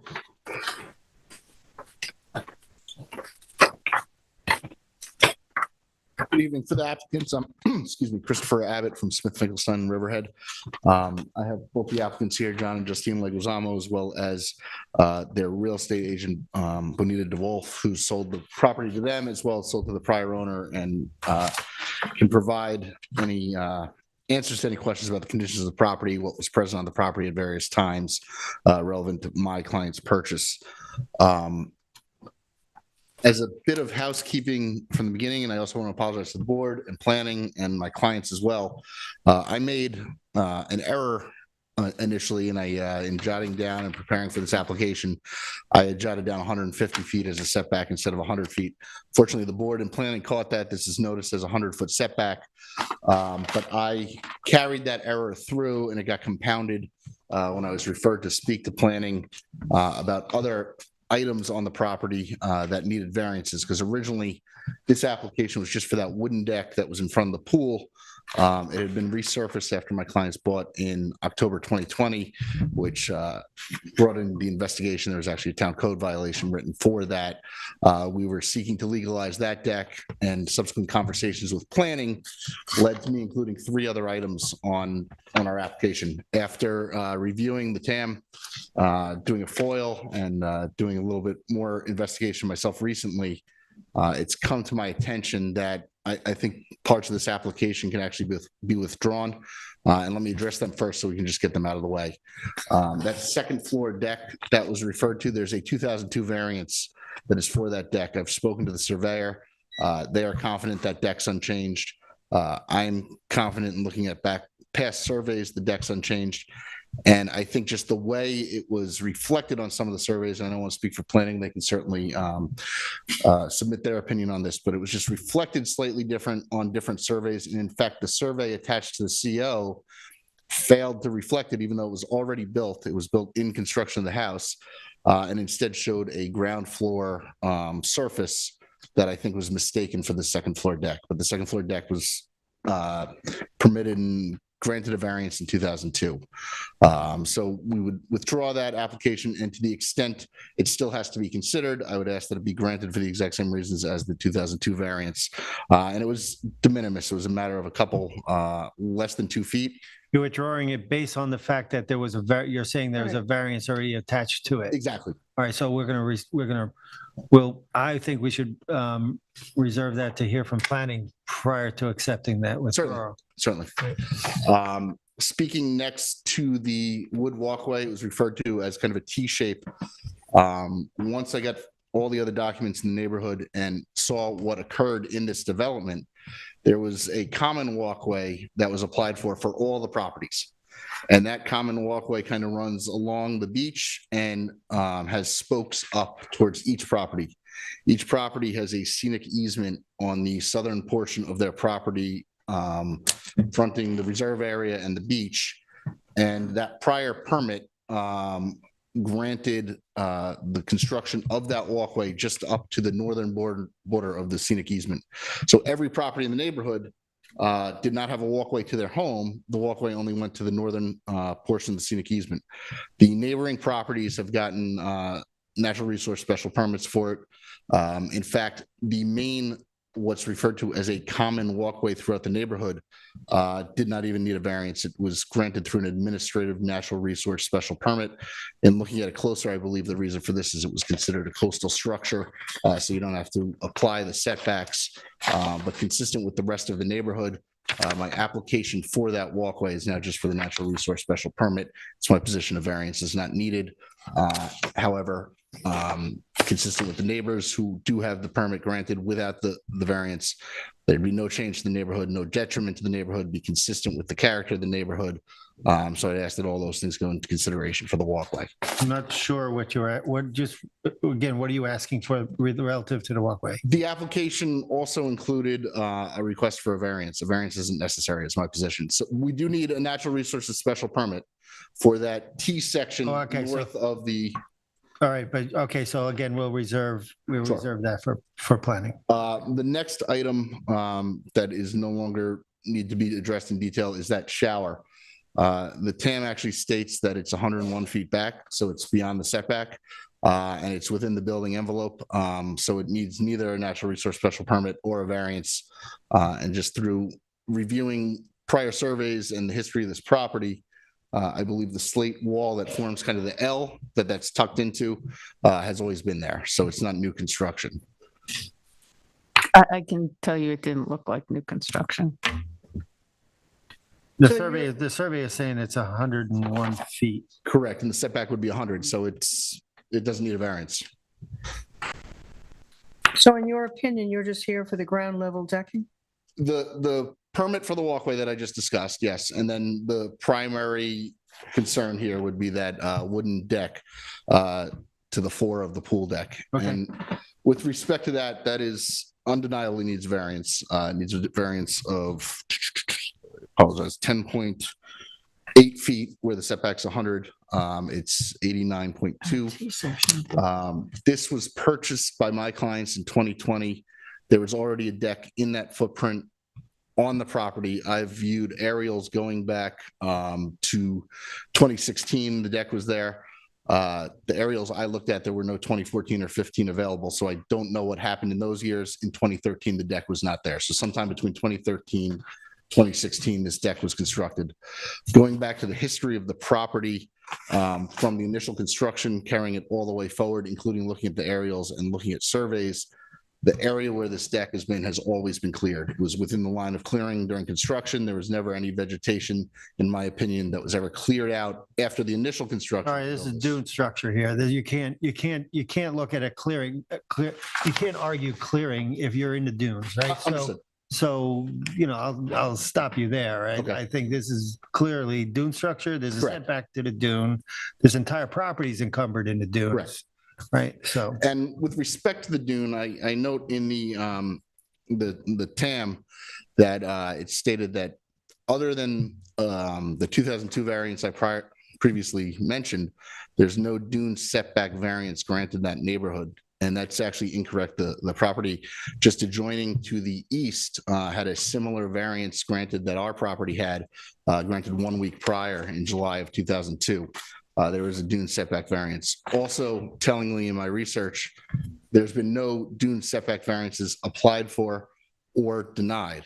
This would only be, as far as I can tell, the third application. The two priors were granted.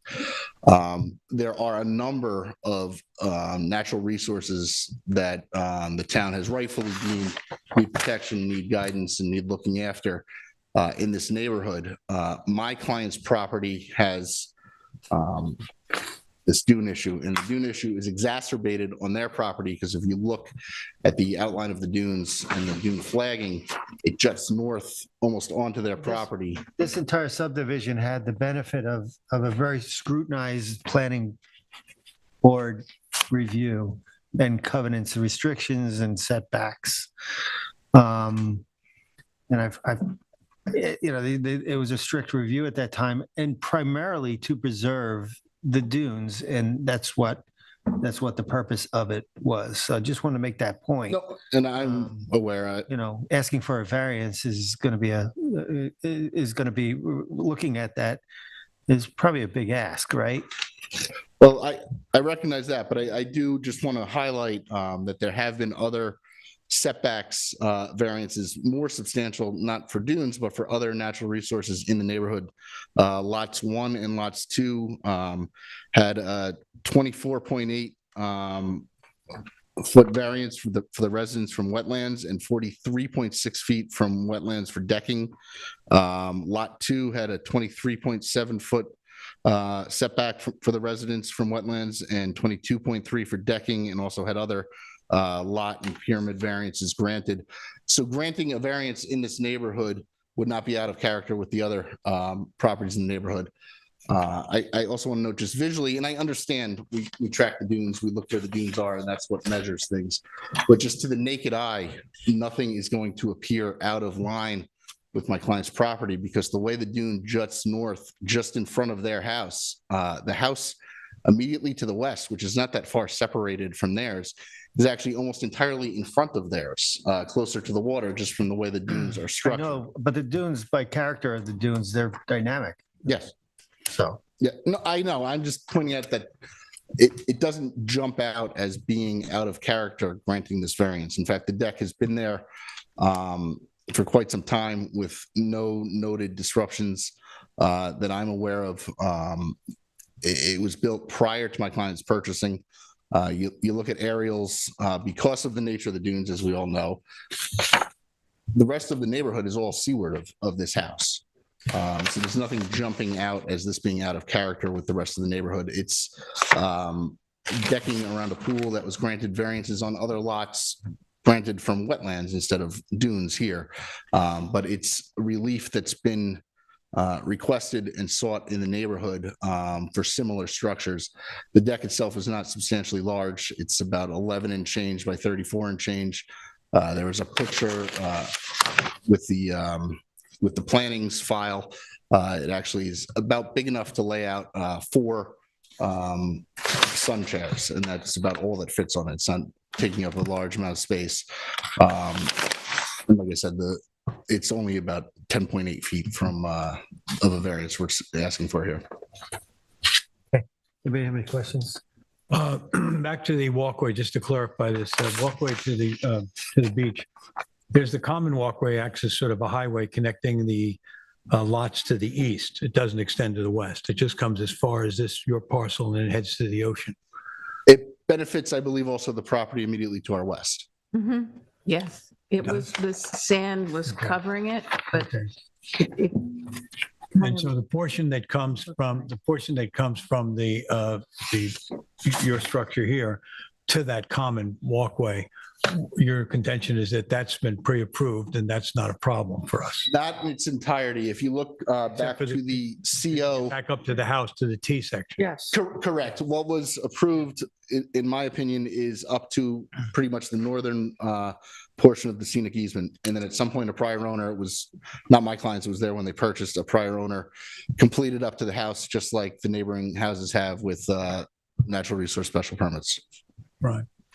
And this entire, as it was mentioned by the chair, this entire subdivision went through a lengthy considerations by the town in terms of planning and in terms of what was to be allowed here and setbacks and easements. And we know that all of this, any of these lots along this run here have to set a very high bar on what they're allowed to do and exactly just how much of a footprint they can have. Now, this structure, I think, is the first one in that subdivision.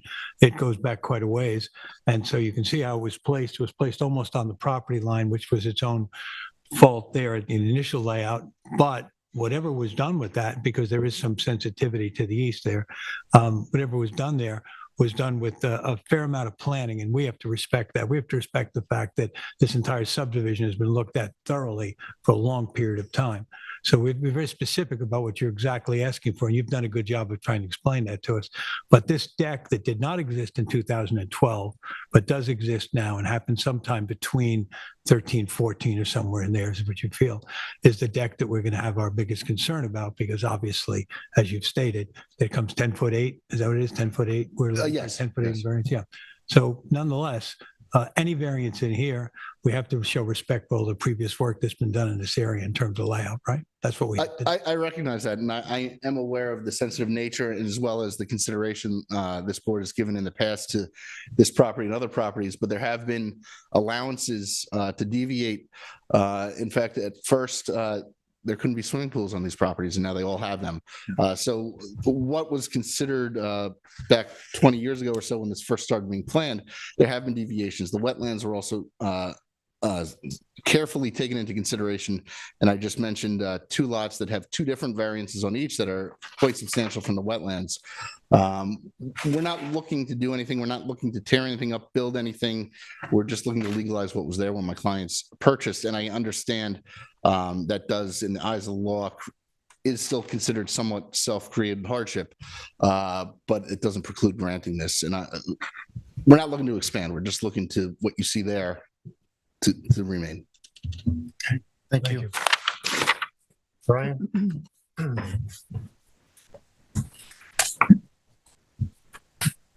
Good evening, Mr. Chairman, board You members. swear affirm Brian to Frank. tell the truth, the whole truth, and nothing but the truth? I do. Brian Frank, Chief Environmental Analyst for the Planning Department. This is a subdivision that the board has become pretty familiar with over the recent years. It was originally laid out in the late 80s at the time that the subdivision was proposed and approved.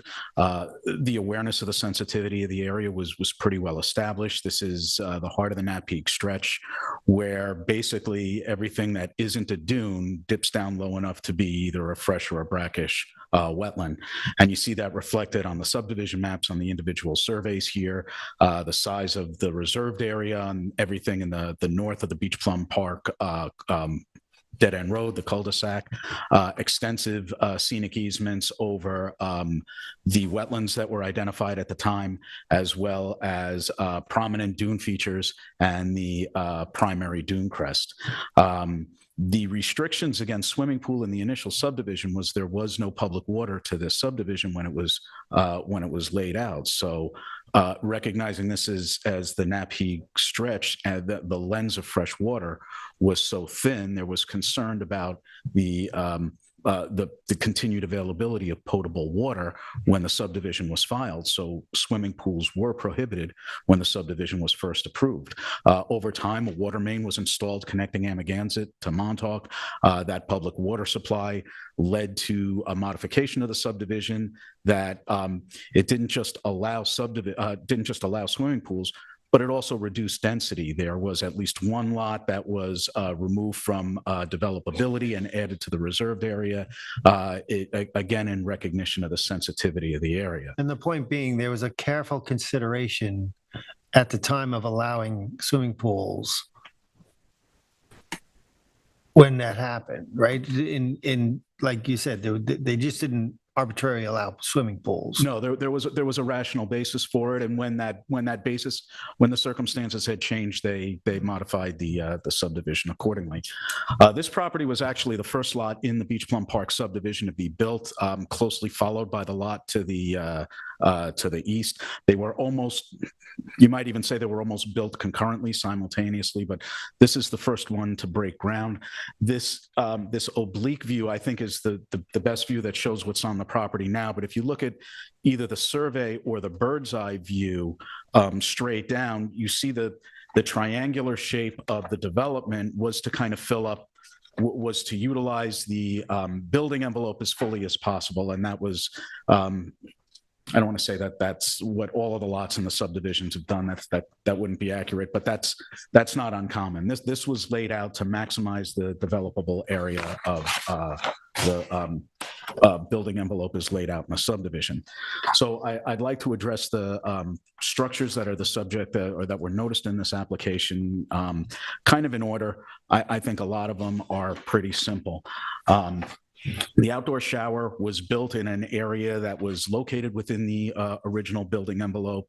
Arguably, it should be in an area that should occupy dune land now. So even though it's technically eligible for reduced wetland jurisdiction, as the board knows, anytime dune land is disturbed, it requires a natural resources special permit. And it's been the practice of this board on lots large and small throughout the dunes that generally disturbed areas need to be revegetated with indigenous species to the beach. It could be something as simple as beach grass. It could be more elaborate coastal native plants, but the idea is to maintain that dune land character.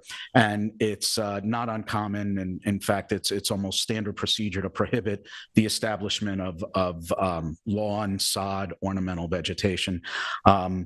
There does seem to be some lawn on the east side of the property that was, again, a lot of what you're looking at was established by a prior property owner. So arguably, the outdoor shower would need a natural resources special permit because of the presence of beach vegetation. There should be vegetation of that nature in that area now. Irrespective of that, the planning department doesn't have an objection to the maintenance of the shower. It does seem to be consistent. It meets setbacks. It's in the building envelope. It does seem to be consistent with the development of with what would be the standard practice if it were a proposed structure and not an existing structure. The at-grade walkways were the subject of a special natural resources special permit, and the purpose of them were to provide pedestrian access to the ocean and minimize the number of dune crossings from the improved properties to the beach. This is one of the most well-developed barrier dunes in town. It's a substantial primary dune here, but as the chairman noted, dunes are dynamic. We certainly hope it stays as well-developed and robust as it is now, but coastal habitats are dynamic habitats, especially with the prospect of climate change and what that could do to the coastline over time. There are no guarantees in coastal areas. The earlier walkway did end at the northern limit of the scenic easement and didn't extend all the way to the back door, so to speak, of the improvements. So the planning department really doesn't have an objection to the extension of that walkway, as long as it's noted that these rollout walkways are pretty innocuous structures. If they're really one structure removed from a footpath through the sand, which a lot of these property, which is the more traditional form of coastal access. The planning department thinks that they are innocuous, adaptable. As you saw from Member McGivern's photos, when they get buried with sand, you can lift them up and put them down, and they can grow and change in elevation as the dune hopefully builds up to increase that natural protection. And I'd respectfully offer that in a lot of circumstances, they are more appropriate and benign in the environment than the fixed elevated wooden structures that are required by other regulatory agencies. So as long as that walkway is what it is, a non-permanent rollout structure that can be lifted up, the planning department doesn't have an objection to that either. The second story deck in the application is a little bit confusing. This application was reviewed by my colleague, Eleni Nikolopoulos. She provided you the history of the property as well as the subdivision, pardon me, including the surveys from the property when the property was developed with the building permit, and then again with the survey that runs with the certificate of occupancy. Those are obviously shrunk down if you're trying to print them on quote unquote regular paper that's bigger than a king-size pillow. I have the surveys here to scale. I'm going to submit them to you for your record. The deck is shown, the survey that was submitted with this application makes it look like there's more structure there than I think is apparent from Member McGivern's photos. And I apologize, I had hoped to do a site visit before tonight's hearing, and I didn't have an opportunity. But it doesn't. To climb over a wall. Bring to a know. step stool. But in any event, if there is a change there, it does seem to be nominal. The Dunecrest line has moved a little bit, less than 2 feet in that area, and that might contribute to it. So whether there's a change in the structure or a change in the location of the dune, it's really, we're talking about a couple of feet. In my opinion, that's consistent with the original Dunecrest variance that was granted at less than a foot when it was an as-built error there. It's really a minor structure. I printed those surveys to scale so that you can you can take a look, compare the survey that was submitting with the application with the ones that historically ran through the property without a magnifying glass, be able to measure them. From Joan's photo and other information I have, it looks like there isn't a change in the second story deck. The survey is not as clear as the surveying company. Well, I shouldn't say that. It's just shown a little differently, and you can make the comparisons yourself. The difference is pretty nominal. That brings us to the first story deck that was built seaward of the pool, and the planning department does believe that this is a problematic structure. It's a poor candidate for the variance. Mr. Abbott is correct. It was definitely built between 2013 and 2016 by a prior property owner.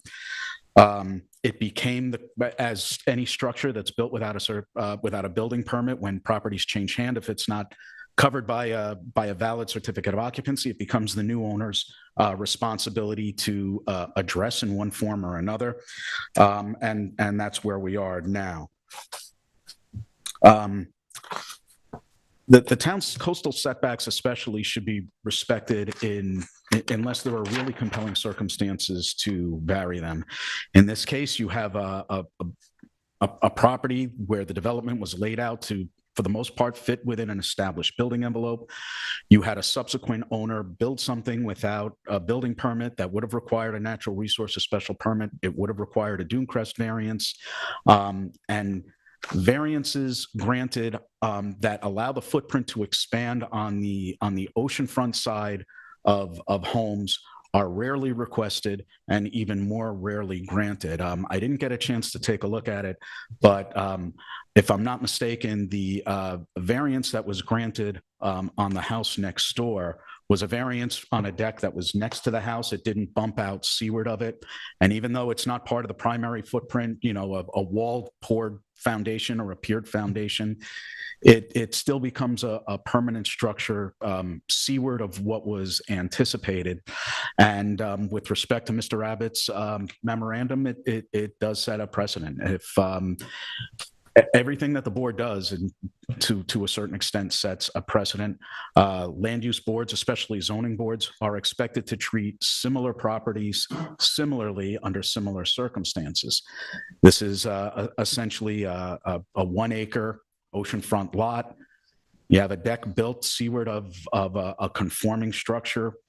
Arguably, if somebody else has those circumstances, if you grant this and you don't grant that, that's really what sets you up to be accused of being arbitrary and capricious, which is, probably the number one assertion in an Article 78 proceeding when the board is brought into court.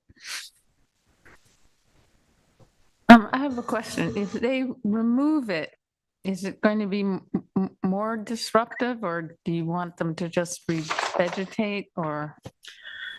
I don't think it would be more disruptive. I don't know what kind of foundation it's on. If it's on sonotubes and piers, it's right, what wasn't most clear of them to me. are. But I do think in general, it's better to have the short-term disturbance and restore that area than to leave a structure permanently within setbacks. Or again, you might as well reduce or eliminate your setbacks when people build things without permits and then say, it's going to be disruptive if we remove it. Whatever disturbance is there, it's sand, it's short-term.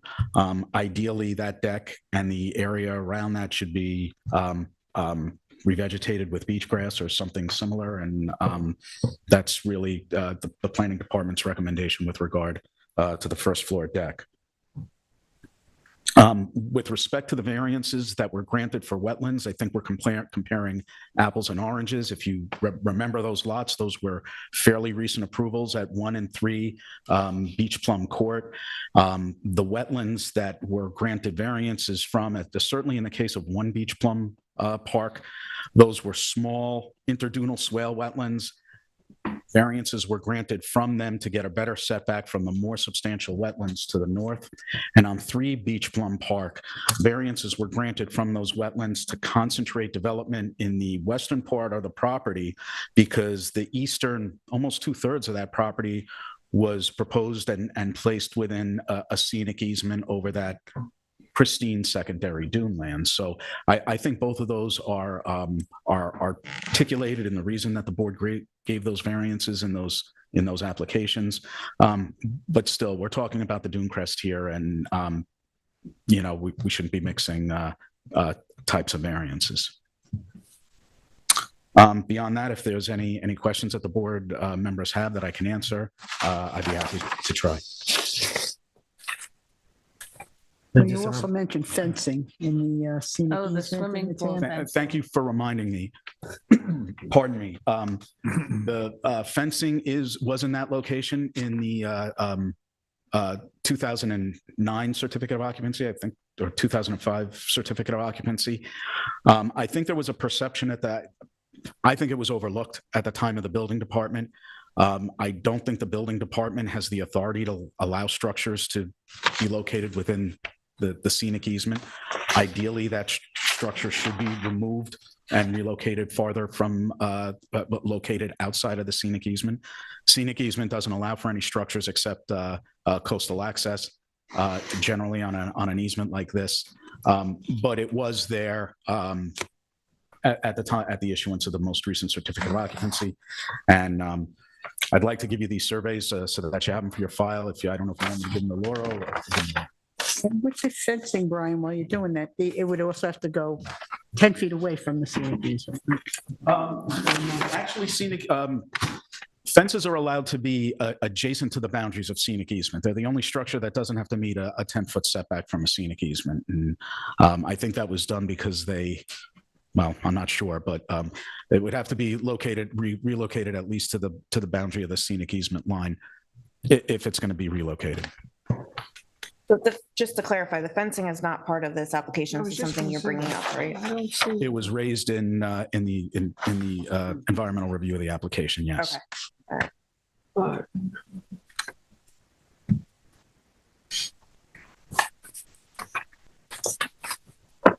Do you have any questions for Brian? I'm good. No, I'm good. Good. Thank you, Brian. Anybody in the public would like to address this application? Matt, is there anybody on the phone? 0 callers, thank you. Okay, thank you, counsel.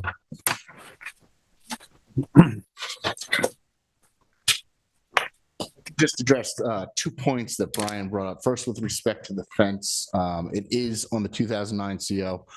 When this application, so it's not included in the application, because when I initially called the planning department, I was told to apply for anything that's not on the CO, and we actually walked through it, and that was never mentioned. It was acknowledged in the technical analysis memorandum. There was reference to it being in the scenic easement. I want to just stress it's not in the entirety in the scenic easement. It's actually just the southwest corner of it. It's my understanding most of the vegetation you see there has now grown up around the fence. The fence has become kind of one with the area. Going back to the deck, and addressing precedents in the comment Brian made about wanting to treat similar properties similarly, and I understand that. I think, and I included this in my memo, and I think there are certainly distinctions that can be made about this property to protect the board from setting precedent. Number one, we're the smallest lot in the subdivision. And number two, we have that unique jut of the dune, and I understand we have to measure from the dune, and that's the dune we're given. But we have to look at what outweighs what is that enough to outweigh?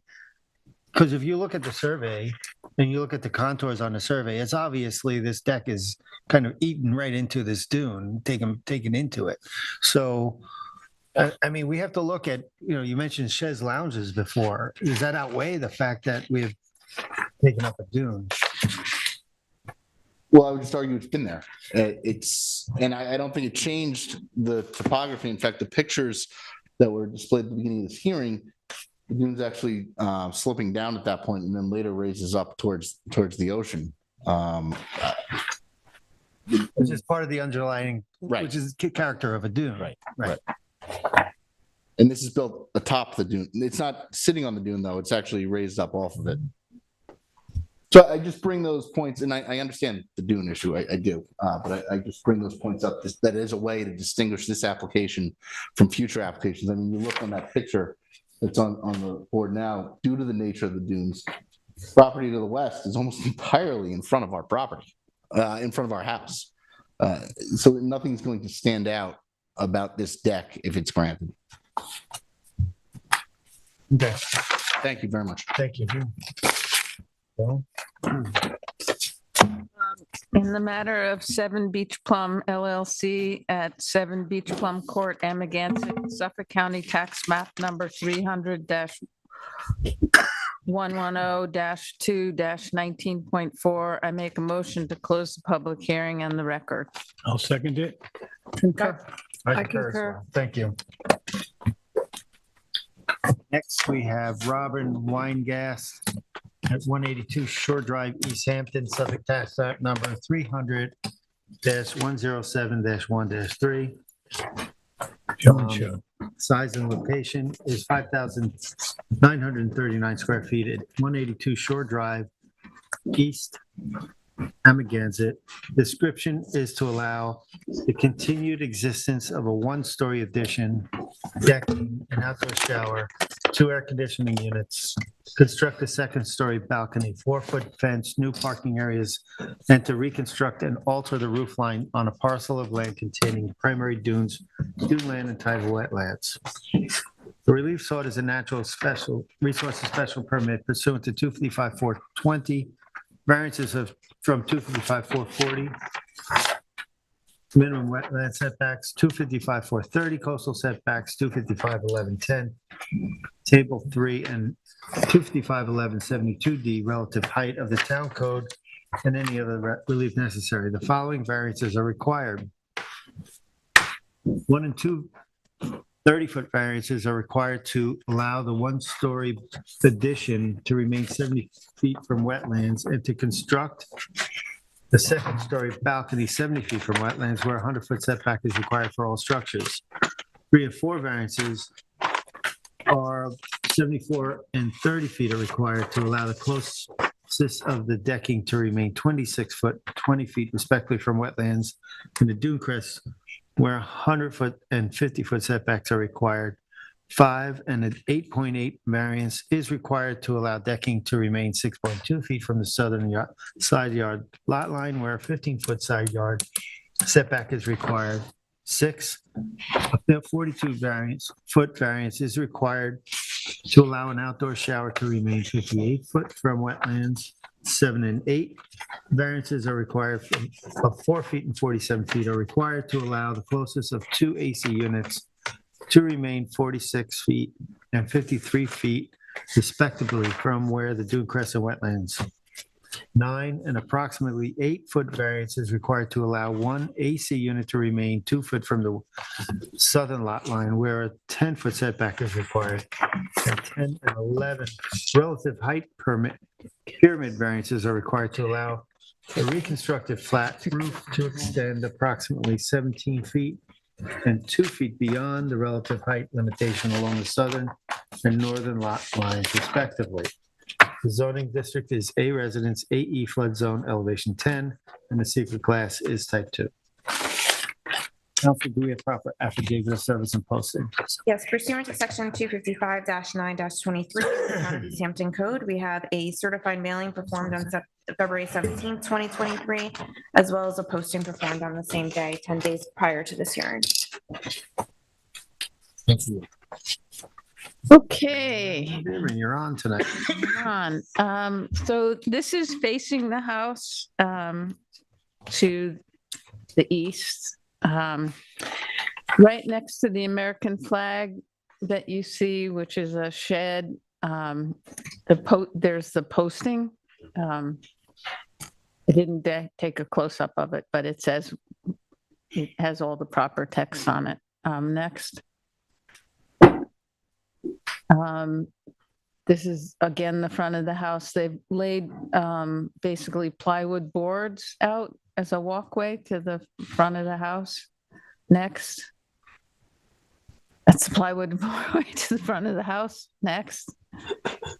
That's the side of the shed that had the American flag. Next. Now I'm walking around the house to the, what direction am I going? West. And you can see the air conditioner sort of boxed in, and beyond that, the lattice work that covers the air conditioner is the outdoor shower. Next. That's the outdoor shower. Next. There's another air conditioner on the other side of the shower. Yeah. Next. That's my husband who tagged along with me and my dog.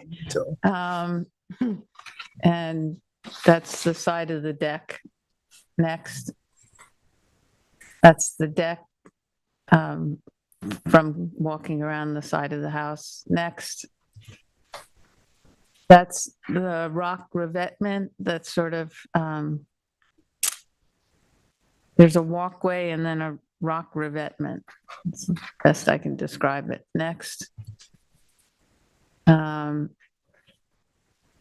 That's the back of the house. What was I going to point out? There was something I was going to point out. Next. Oh, those are the steps that lead from the house, the back of the house, down to the water. Next. The side of the house is, I mean, the property's obviously quite constrained. I couldn't walk around the side of the house because there was enough, because of the shrubbery. Next. Now I'm walking back. It's the outdoor shower and one of the air conditioners. Next. This is to the right of the house. If you're facing, there's like a cellar door crawl space. Next. That's the front of the house. And I think you can almost, maybe the next picture. That's the last picture. Anyway, the house I think is Breezy Days. Days. Yeah, I couldn't remember. Anyway, I took a picture of it. That's all. Thank you. Did Lori, my photos do it justice? Yes, very good. Lori, do you swear firm to tell the truth and the whole truth and nothing but the truth? I do. Lori Wiltshire for Land Planning Services, representing Robin Weingast, who is here with us this evening as well. The application before you is to build a 170 square foot balcony over an existing sunroom that was present when Mrs. Weingast bought the house. They also propose to raise the roof in order to improve the ceiling height in the 3 existing second floor bedrooms. The number of bedrooms will not be increasing. Proposed building coverage is being decreased as an existing shed is to be removed. Proposed total coverage will not exceed what is allowed. The applicant voluntarily agreed to remove the existing shed, take the roof off of the shower, and cut back the waterside deck to reduce the number of variances. She would also like to legalize replacement of the outdoor shower and decks, which were initially constructed by the previous owner. As the previous ZBA decision for this property states, applicants can make almost no improvements to the dwelling without the need for a variance. The area of the parcel is shy of 6,000 square feet, and the lot is only 47.5 feet wide. This application is not that different than the wetlands and dimensional variances granted to Ferrato, 2 doors down at 170 Shore Road East, where the ZBA approved a second-story addition, a second-story deck, or a balcony, and a roof over an existing waterside deck 30 feet from the wetlands. That project also required a pyramid variance.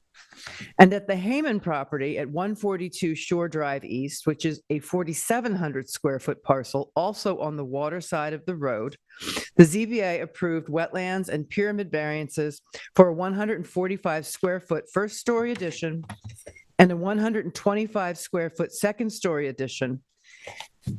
This decision sets an important precedent as the Weingast application seeks to legalize a 142 square foot first floor addition 70 feet from the wetlands, where the Heyman's additions were 60 feet from the wetlands, requiring a greater variance.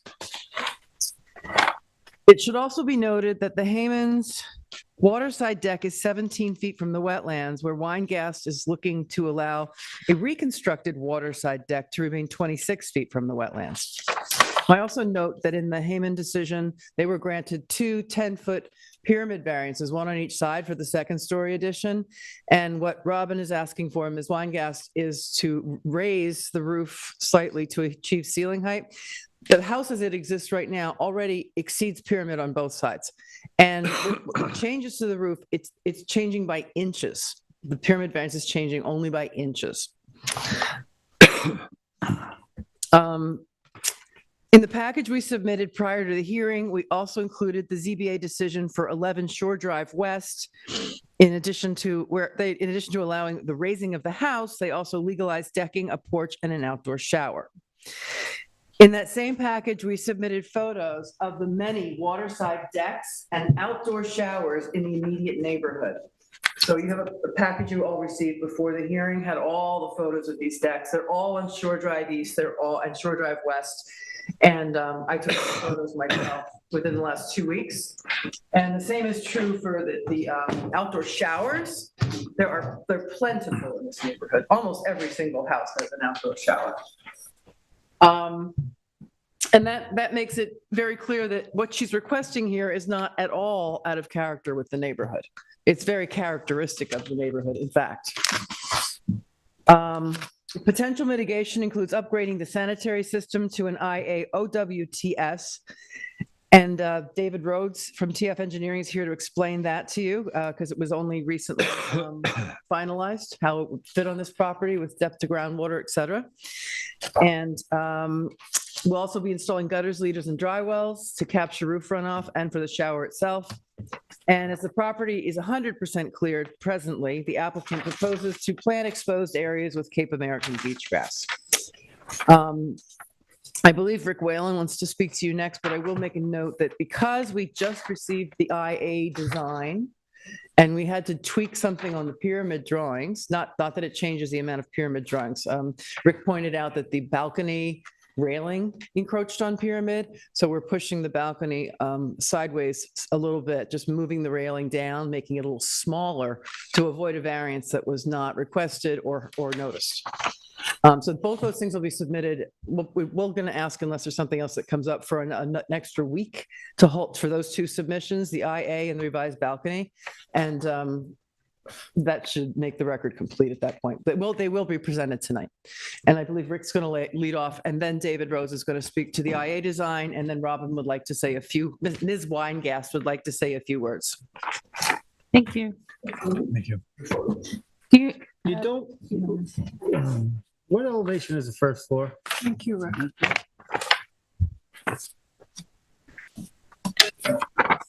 Yeah, what elevation is the first floor? Is it art, finished floor 7.7?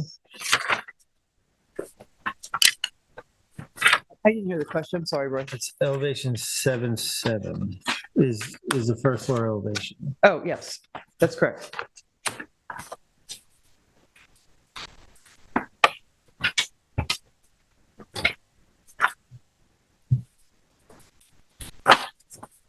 Rick, you can come up. I'll let you go. Richard Whalen from Whalen Filer PLLC, representing the applicant Robin Weingast, and assisting Lori, and also David Rhodes. The property in question was owned for many years, apparently, by members of the Lager family. It was purchased by Robin Weingast in 2021, I think in March. The one thing I would say at the outset is, if you look at the hearing notice, obviously I think there are 11 noticed variances. I don't think it's fair or appropriate to evaluate the application based on the number of variances. Some of these things are for very minor structures, like air conditioning units, or even the outdoor shower, which apparently did pre-exist. So what I like to do, first of all, is to break down what is before you in terms of what is sought to be legalized and what is new or proposed to be new. So first of all, just to make this straight, there's only one structure on the property already built for which we seek a variance that Robin built. And that is the front deck in front of the house, which is 4 feet 8 inches wide. You saw that on the Member McGivern did give a good review of the entire property, and there's a little front deck in front of the house. So that's the only thing that has been built new that Robin built that doesn't have permits. The other structures in the property that are sought to be legalized are, first of all, just behind that deck is a sunroom. That is, by my calculations, what the size of that? It's about 142 square feet. I have the dimensions as 17 feet 9 inches, basically 17 3/4 feet by about 8 feet. It appears that, so the last C of O issue on this property was in 1985 to the Loggerens.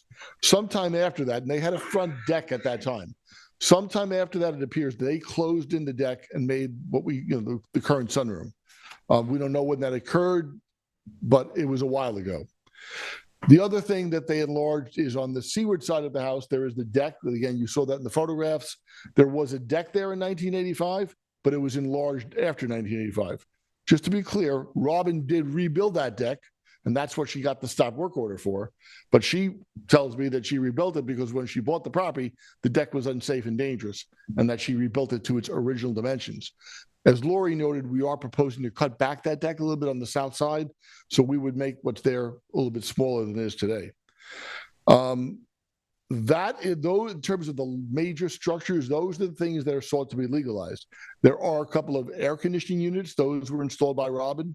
The outdoor shower, it appears from what I can tell that Robin probably enlarged that, but you got a letter from a Gregory Logaren, and if you look at the photograph he attached to that, you can see there was an outdoor shower on the north side of the house. So there was an outdoor shower there. Appears what's there right now has been somewhat legalized. In terms of things that are new, probably the most important new thing is that Robin is proposing to enlarge to change the second floor roof line. The sole purpose of that would be to give greater headroom in some of the rooms. There would be no increase in gross floor area. In fact, I show a photograph showing some of the interior. There's an interior, one of the interior second floor bedrooms. You can see how the roof line comes down right now. They're using the space, but you've got a very low headroom at one end. That would not really change substantially the pyramid law. The existing house is already in violation of the pyramid law. It's kind of I think it's in the eye of the beholder as to how the change will affect, between what's there now and what's proposed. But if you would, I would suggest one of the things on the architectural plans that is unfortunate is they didn't show the plans flip from side to side. So what you really want to do ideally is you want to put together the before and after, I think, the south view, because that's really what would affect the neighbor to the south. Look at the existing and look at the proposed. One thing that is changing for the better is the roof line is coming down. So arguably, if the roof line is changed, there would be less apparent mass because she's bringing down the overall roof. And again, there is no increase in the gross floor area of the house. The other things that are new, I proposed wood walk to the front of the house. You kind of saw why. You saw the plywood there that Member McGivern took a photograph of. The sunroom itself, we are proposing to have a balcony, a second floor deck basically above that. As Lori pointed out, that deck would be not as shown on the original plans you saw because we don't want a pyramid law variance from the south. So the deck in size would be about 8 feet deep by 13 feet long. It's only about 104 square feet. And it basically consists of laying down wood decking on the top of the existing roof and then putting in a railing. And in terms of, that's it. Those are the roof line, the balcony or second floor deck, and the wood walk are the only proposed new things in the application that are basically applicant's benefit. So there is some mitigation involved. The applicant will remove the existing shed that was featured in the photographs. That shed, again, was not built by the current owner. That was built by the Lageran family. That is proposed to be removed. As you heard from Lori, the applicant's proposing to replace the existing septic, which is, God knows how old that is, with an IA system, which David Rhodes has designed. We'd remove part of the deck on the east side or shore side of the house, as shown in the plans. We would have leaders and gutters. The house does not have leaders and gutters right now, and they would flow into drainage chambers. Again, it's shown in the plan that you don't have, unfortunately. I don't think that would be a requirement, a mitigation. It would be, if you got a building permit, it would probably be required, right? Okay, well, no, my point is the existing house doesn't have leaders and gutters. If the roof changes, you have to prove that change, then we would have leaders and gutters. There'd be two, right now, there's no real on-property parking. So we are proposing 2 on-premises parking spaces. That's actually why the total overall coverage goes up. Lori already noted that the building coverage on the property would go down by 137 square feet. And I think that's pretty much the mitigation. I'm obviously not going to go through all the variances in terms of the variance standards, and Lori did address some of this, but I just would like to hit some of I think, the more important points.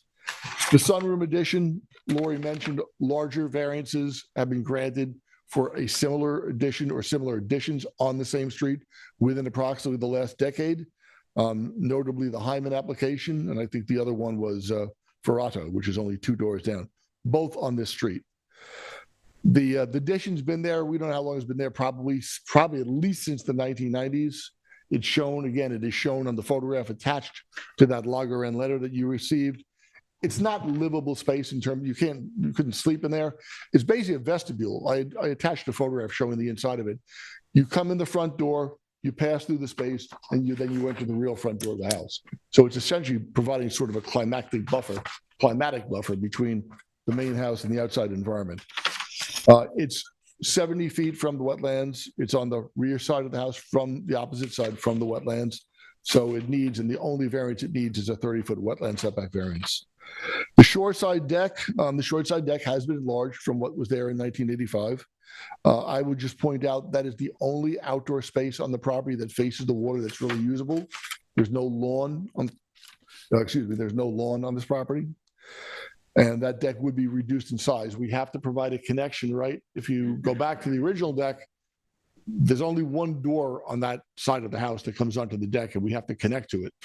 In terms of the side yard setback variance, one change from the hearing notice, I think from the hearing notice and the TAM, remember that we're benefited by the 4/10 rule. So the actual side yard setback requirement is 7.6 feet, not 15 feet. And I think Brian did note that correction in his TAM. So I think the side yard setback variance for that deck would be 1.2 feet. Change of the roof of the residence, again, compare the plans, look at the south elevation and the 2 plans. I don't think it's significantly different, and it does bring the overall mass, reduce the overall mass of the house by bringing the roof down. And finally, the front deck in front of the the sunroom doesn't need a front yard variance. It's a small front area that you go up onto before you go into the house. Like I said, it's less than 5 feet deep. And I think that's really all I want to say, unless you have any questions for me. Sure. Can we, Tyler, maybe, or Brian, can you pull up the building plans? Page A42. Just want to understand what's going on here. Would you like to go right to the pyramid view? No, go to A42 proposed elevation. A4.2, that's it. No, that's existing condition, isn't it? Proposed. Yeah, this is proposed. Why am I looking at a different drawing? That's a question. I'm looking at a different drawing. A4-1 is existing. I'm looking at A4.2. This is A42A. What date is that drawing? Yep, that's A42A.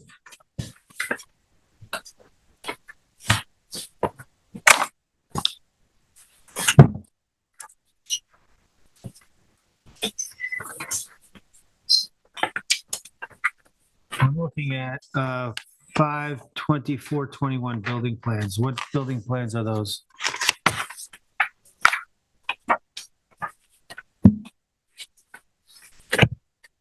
see I think framing. my mistake. I had an older set of building plans.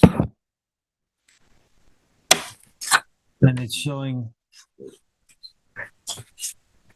I mean, we can use those. I can see it from here if you want to. You try to use those. The questions are probably going to be the same. But I just want to know what These are the plans. most, oh, shucks, maybe not. Just make sure.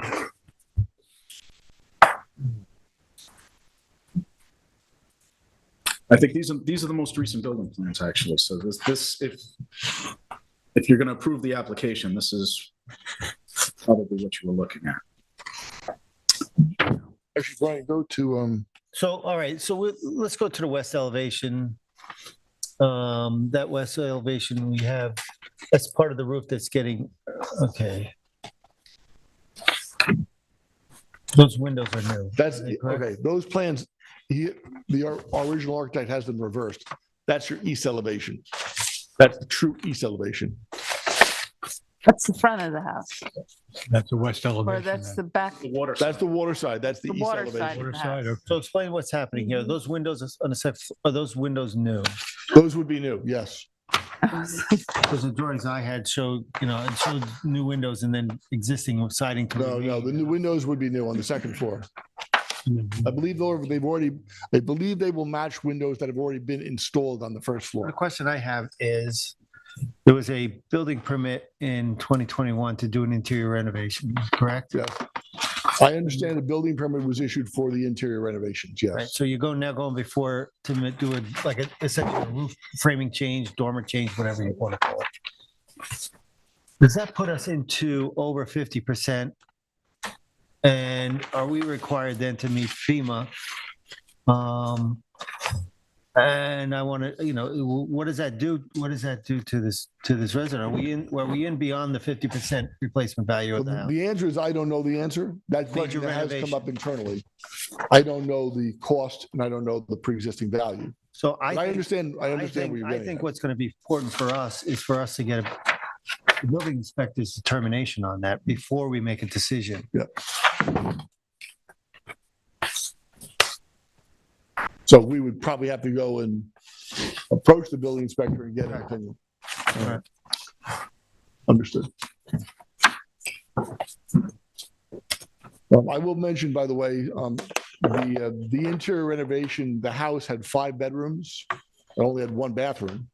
The number of bedrooms has been reduced to 4, and there's now a bedroom on each floor.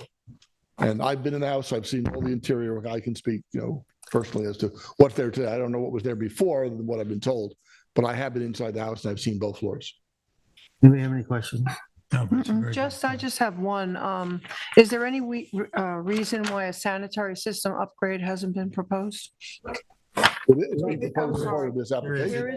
That's why David Rhodes is here. But you don't, okay, but Denise, you don't have it. That's the problem. I was gonna say, Let me just say one thing. didn't see it. It would be helpful in the future. I'm learning this in recent applications.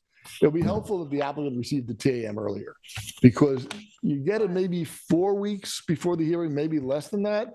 If you have to make adjustments, or in this case, we decided to say, look, we got to see if we can upgrade the septic and bring in and sanitary and do that and get it in, submit it theoretically a week or so before the hearing. It's just not much time. And that's what happened. That's even more important for the building inspector's determination on this, because that's going to require a septic upgrade. Well, understood. Well, Understood. Yep. and then it'll probably kick into hers as well. So that's beyond us. Yeah. But in any event, we're proposing one, regardless. Good. Any questions? More questions? Can you just confirm the latest survey? I don't seem to have the latest one here. Gary Benz, February 26th, 21. No. No, 3/3/22. Yeah, I don't have that one. 3/3/22. Right. Yeah. However, David Rhodes' site plan now is more up to date than the survey. So we will have to. What's the date on the site plan? On the changes that you're going to see eventually on the site plan, the proposed northern parking space had been shifted south so that an IA system could be put back in the northwest corner of the property. That's really the one change.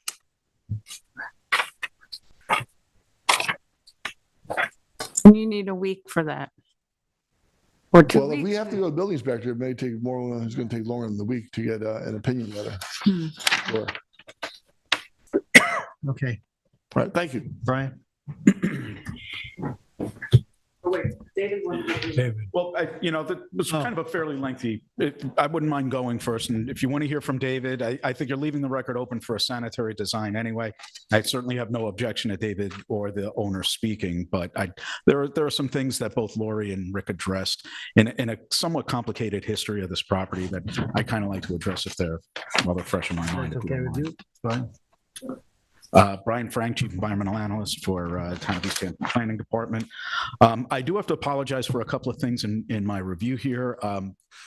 There are a couple of things that I do as a standard practice that I didn't do in this application, and I'm not exactly sure why. But I didn't provide you with a copy of the building permit history, the most recent certificate of occupancy, photographs, and there's even some information missing from the technical analysis that I think is pertinent. And I want to apologize for that. I'm going to give you I'm going to hand Laura a copy of the building history and the most recent certificate of occupancy now. Some of the muddiness of the history, I guess, has been addressed a little bit. There was some question when Lori and I had met about the application about that one-story addition, the so-called sunroom, and whether it existed at the time of the last CO or not. I think the consensus is it did not. But I'm going to provide that to Laura now, so you at least have something in hand. And I apologize for the oversight in this application.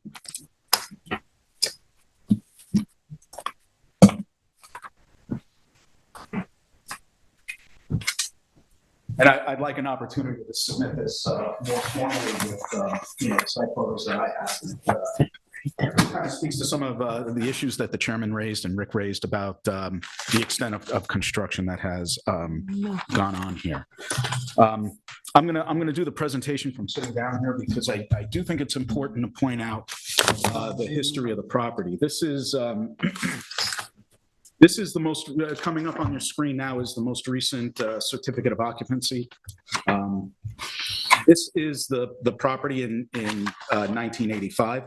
There's nothing in the building department records since 1985 until a notation about the rental registry in 2016.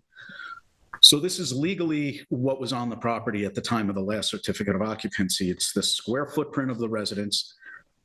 These decks on both the east and the west side of the house are 8 feet each, extending out from the house. You'll see that there is no shed in the side of the property. I think Lori and Rick misspoke when they talked about voluntarily removing the shed. There's reference to an earlier zoning board decision in 1983. There was a shed in this location at the time. The relief that the zoning board granted at that time required the removal of that shed as a condition of approval. The shed that's on the property now that's proposing to be voluntarily removed is not legal. It wouldn't meet side yard setbacks, street front setbacks, pyramid setbacks, wetland, maybe wetland. It contributes to the building, the property being over the allowable coverage right now. To suggest that it's being voluntarily removed is probably not the most accurate way to characterize it. Can I just say, my point was only that we're not trying to legalize it. You don't Okay. without purpose. Voluntary removal suggests that you're giving up something that you have a legal right to, but that's semantics. That's neither here nor there. I do think it's important to recognize the severe nonconformity of this property. This property is 1/8 of the required zoning district, which is not uncommon. This Shore Drive East is characterized by lots that are generally in the 5,000 to 6,000 square foot range. It is an A resident zoning district. That's about 1/8 of what's required by zoning. The residence that's on the property now is non-conforming to wetland setbacks, coastal setbacks, side yard setback, pyramid setbacks, and building coverage. And how much of that is from the shed that's on the property or the first story addition that was added sometime after 1985, it's unclear. But the property is over building coverage now. Going back to the survey of the property. The waterside deck has been enlarged so that it's about 12 feet on the water side. It was expanded to be in line with the building along its southern property line, which is again non-conforming to side yard setbacks. The notice, by the way, was just done to provide clarity as to what the side yard set, to put a 7.6 foot side yard setback as the minimum setback is kind of confusing to the public. That's why it was qualified in the body of the TAM. It wasn't a mistake. It was done that way intentionally. The lot does benefit from reduced side yard setbacks because of its narrow width. This is the area where an addition was built. That addition was built after 1985. That's after the inception of the town's natural resource special permit regulations, wetland setbacks, and coastal setbacks. It is most probable that if that structure were granted relief from the zoning board at the time, it probably would have required a sanitary upgrade then. It's unclear what this septic system consists of now. David Rhodes and I had an opportunity to speak about it briefly before the hearing. They did share the informal site plan that he has drawn up. The survey notes that it's a septic tank and 2 cesspools. It's more likely to be 3 cesspools. They're probably in groundwater, the groundwater table. And they certainly don't meet even the old standards for a single family residence waste disposal system. This is prior to the town's adoption of the low nitrogen or the innovative and alternative sanitary designs, which are basically mini sewage treatment plants for a simplified terminology.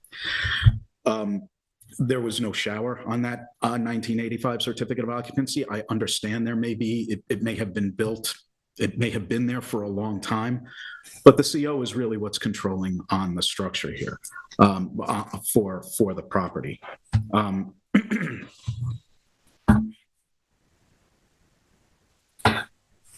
With regard to the, I think it's important to note that this house is already 1,700 square feet, a little bit more than that. In comparing this property to other lots on Shore Drive East, if you're going to compare properties, you really have to compare them holistically. You can't cherry pick what you like about a property or a board's relief without looking at the property in its entirety. The Heyman property granted 270 square feet of additions to a house that was only 540 square feet at the time. And it required the installation of a sanitary system at the time.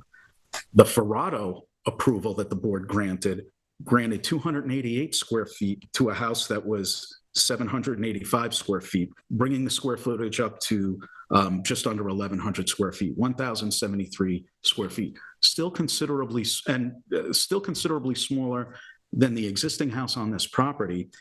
And again, Ferrado already had a tank and 5 pool system, which for high groundwater tables was the standard at the time. That's most likely why an upgrade wasn't required. That was kind of the best you can do on the old tank and pool gravity fed design. Zwerko, the properties are worlds apart in terms of history and size. I don't even see the relevance in comparing them. But again, if you're going to compare properties and you're going to compare, more importantly, what the zoning board has done on these properties, you have to look at the property in its entirety, not just cherry pick certain dimensional variances.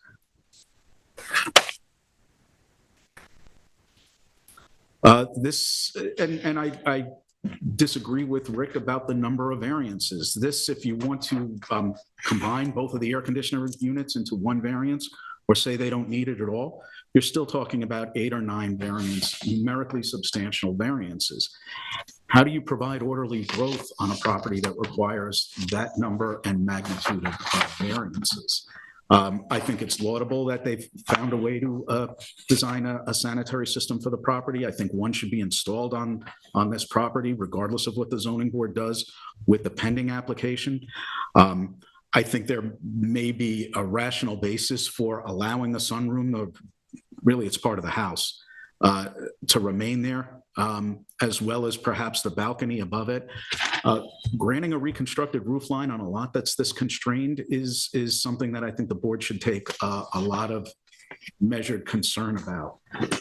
making a determination that a deck enlarged without building permits getting closer to the water as the minimum variance necessary is also something I think the board has to make a very measured decision about. As we discussed recently, these improvements, many of them maybe were not done by the current owner, but the current owner inherited these responsibilities when they acquired the property. And obviously, there hadn't been a certificate of occupancy issued in over, in close to 4 years. One note about getting the assessment. This property is in the Harbor Protection Overlay District. There really shouldn't be any secret about a sanitary upgrade or runoff control on an application this close to the water. So I don't disagree that the applicant should get the assessments as quickly as possible. The assessment was done on January 18th, and we're here on February 28th. We got it done pretty much as quickly as we could. These are things arguably that should have been incorporated into the application as part of the application and not anyway. The presence of outdoor showers on Shore Drive East arguably contribute to the character of the neighborhood, but if they weren't specifically granted by relief by the zoning board, their comparability is fairly limited. And the board is expected to grant the minimum variances necessary and to maximize setbacks to the extent practicable. So if you have structures that come to you already built, when there are clearly more conforming locations available, I think it's hard to make that argument.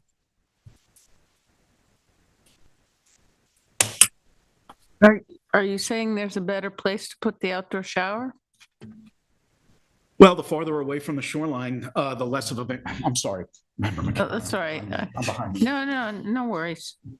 No worries. Arguably, the landward side of the house is the most conforming location available. Okay. So it's not necessarily the minimum variance necessary. I don't know. I couldn't see all the photos there. I don't know how many of them are on the landward side, but that's this is a severely constrained property. I can argue that either both by its size, by its low elevation above sea level, and by the location of the existing improvements and their non-compliance with zoning. The amount of relief a property gets in 2023 may need to be limited appropriately or accordingly to the constraints of the property. I do want to submit the photos that I took when I first visited the property. It's just so happened that a lot of the work that is subject in the application, or a lot of the reconstructed work was going on at the time, just by coincidence. But I want to make sure that's part of the record, as well as a more formal copy of the building history, certificate of occupancy, and photos from the town's GIS.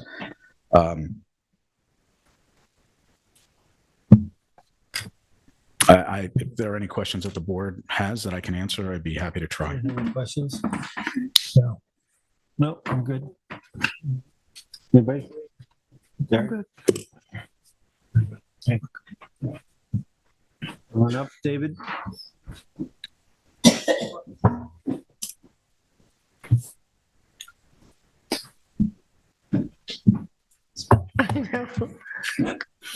Using my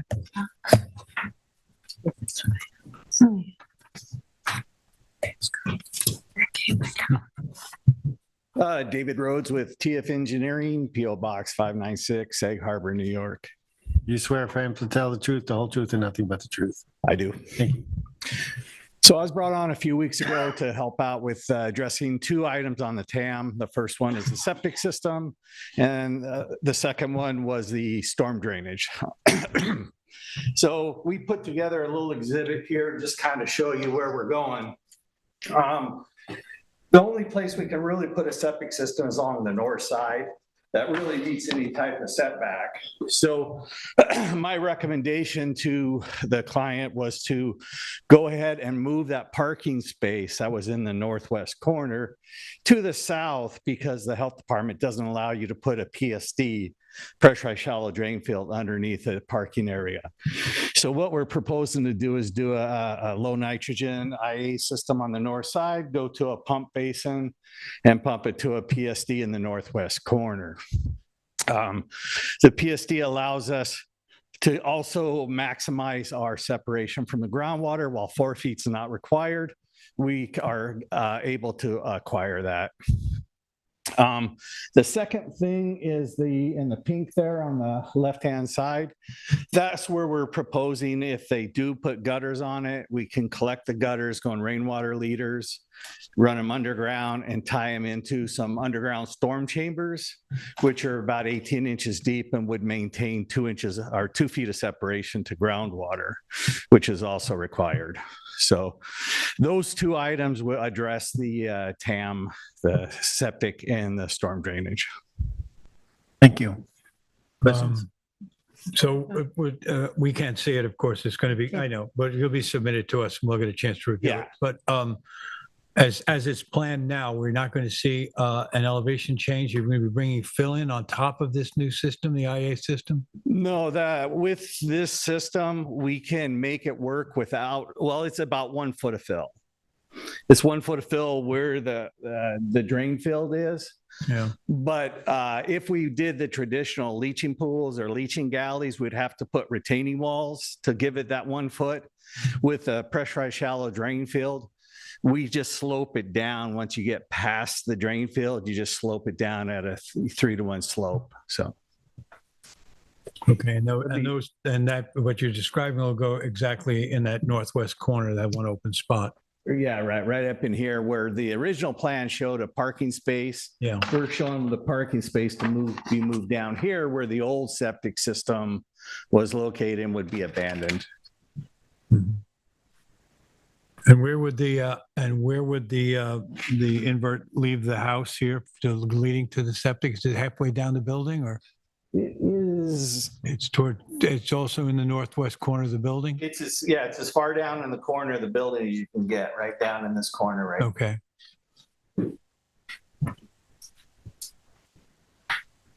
Any questions? Thank you, David. Hi, I'm Robin Weingast, the owner of the house. I bought this very rundown. You swear affirm to tell the truth, the whole truth, and nothing but the truth? I do. I bought this very rundown house, March of 2021, and immediately started to just fix it up. The neighbors were thrilled. Some of them are here today, and so was I until I received a stop work order. I had no idea that maintenance required permits, but we stopped all work anyhow. While we were renovating, I ordered all of the windows and doors, which I have, but I can't install until we get the proper required permits. The windowsills are all rotted.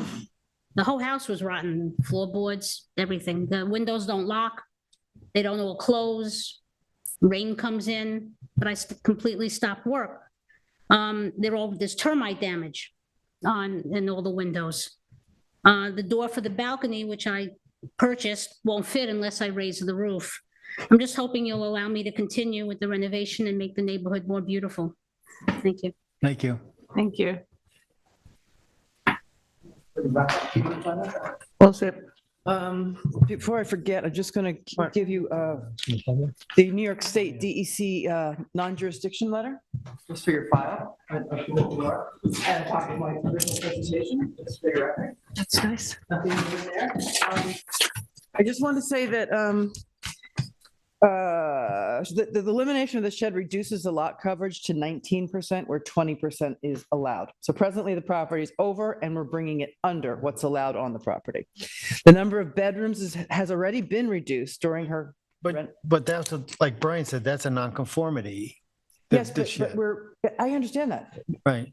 We could have applied for the variances for it. We're getting rid of it. So that brings us under the lot coverage, where it presently is over the lot coverage. She has already reduced the number of bedrooms in the house from 5 to 4. The roof line situation where she's trying to just raise the roof slightly is very comparable to what those other two decisions I gave you. Both needed pyramid variances for second-story additions, and the pyramid variances for those two houses on that street are much more significant than what she's looking for to just raise her roof line. And the deck and the outdoor shower, they were just replaced. She didn't enlarge them. She didn't, well, I think Rick's noticed that the shower might have been slightly enlarged. The decks were built by the former owners. And when she was doing the interior renovation with a building permit legally, the people that were doing the work couldn't get into the house because they had to walk across the deck, and the deck was you couldn't walk across it. The one thing I'm struggling from hearing the argument is either it's done by a neighbor or it's done by a former owner. And it's like, if there's a nonconformity, there's a nonconformity. It's a nonconformity, right? So if that deck is a nonconformity, rebuilding it doesn't give you the right to rebuild it. It's Of a course, but nonconformity. when someone doesn't know that and she thinks she's doing maintenance, that. that's the difference. Anyway, I'll let Rick close up this shop. Well, we didn't do the public here. Thank you. Yeah, we have to go to the public too. Is there anybody in the public here first who want to speak? Want to speak? We're on the phone. Yeah, I'll get that. Thank you for reminding me. The voice of God. Yes, Announce yourself my name is David Ells. and your resident. Where do you live? I live in the neighborhood Lazy Point, and my mother's house is the direct neighbor. Do you swear or affirm to tell the truth, the whole truth, and nothing but the truth? I do. Thank you. I just want to very briefly just say that we support everything that she's trying to do here. She's trying to fix up the house. There's nothing, the pyramid law, variance, and side yard setback and everything else. We don't have any problem with any of it. So we're just here to voice our support. Thank you. Anybody else?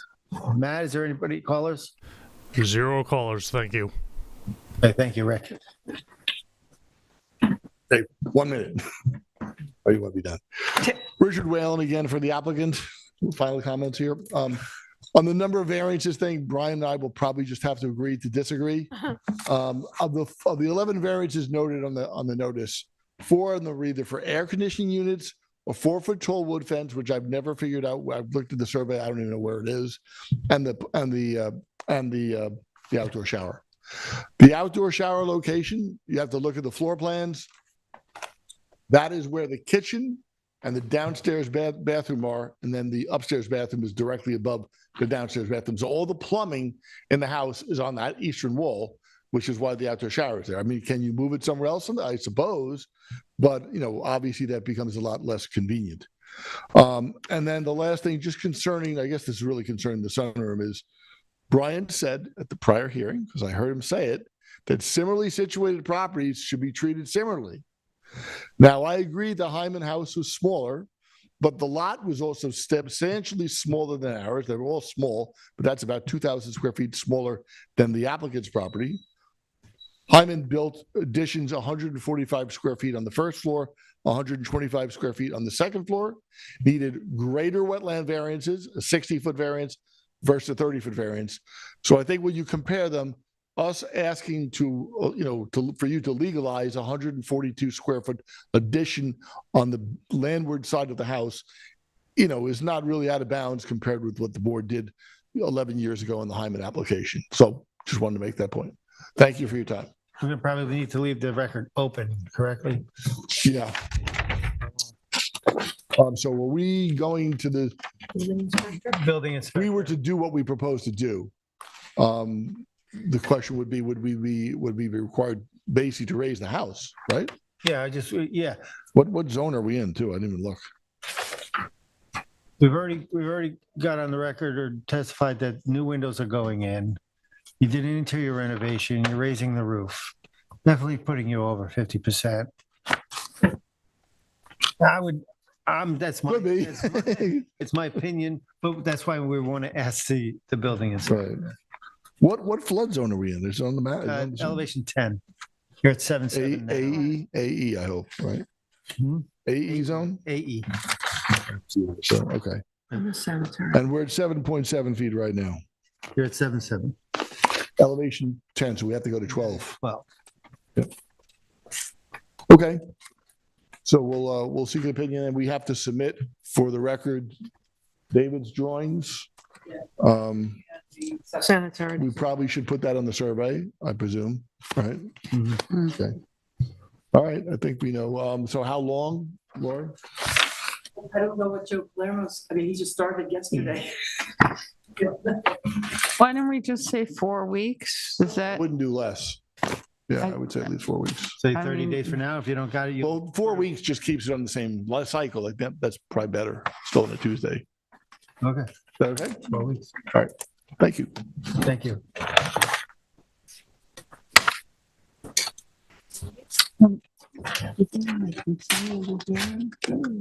We're closing the hearing. The record open. We're going to leave the record open. Yeah, in the matter of Robin Weingast, 182 Shore Drive East, Amagansett, Suffolk County Tax Map Number 300-107-1-3, I make a motion to close the public hearing and leave the record open for 4 weeks. I'll second it. I concur. I concur. I concur as well. Thank you. Thank you. Good night. Thank you.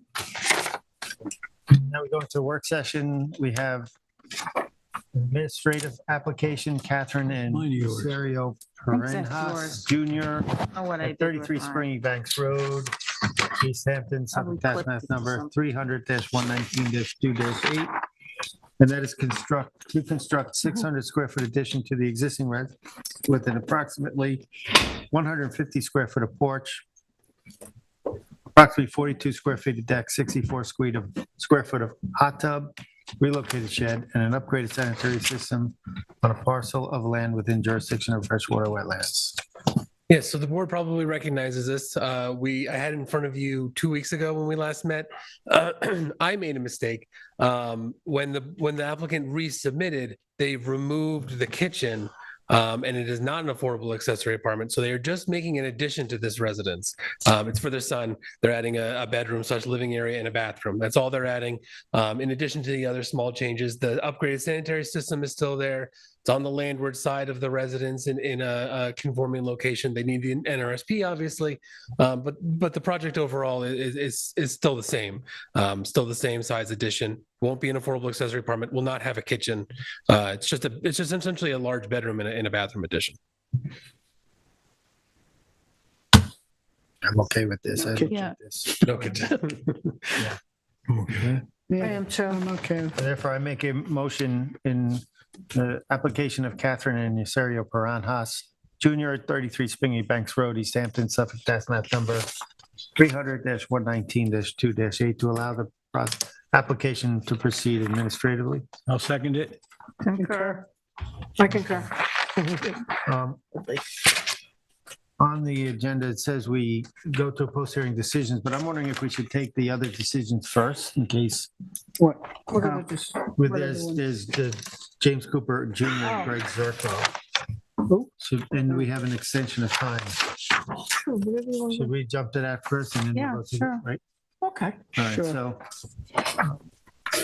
we have in other decisions, James A. Cooper Jr., 29 19th Street in Springs, Suffolk tax map number 300-82-2-6.3, and that is to allow a pool patio to remain 18.5 feet from the side yard lot line setback where 20 feet is required. Tyler?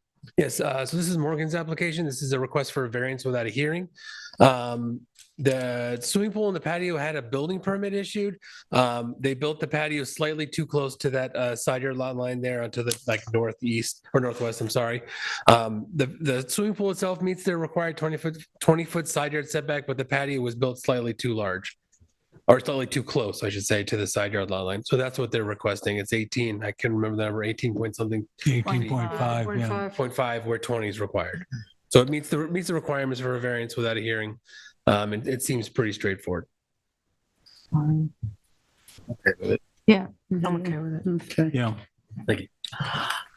Okay, in the matter of James A. Cooper Jr., 29 19th Street in Springs, Suffolk County Tax Map Number 300-82-2-6.3, I make a motion to allow the application to go for a variance without a hearing. Right? That's it? Okay. Okay. Yeah. Second that. Concur. I concur. I concur as well. Thank you. Next, we have Gregory Zwerko at 15 Shore Drive, West Amagansett, Suffolk Tax Map Number 300-108-2-4.2 and 4.6. That's an alteration to approved screen porch.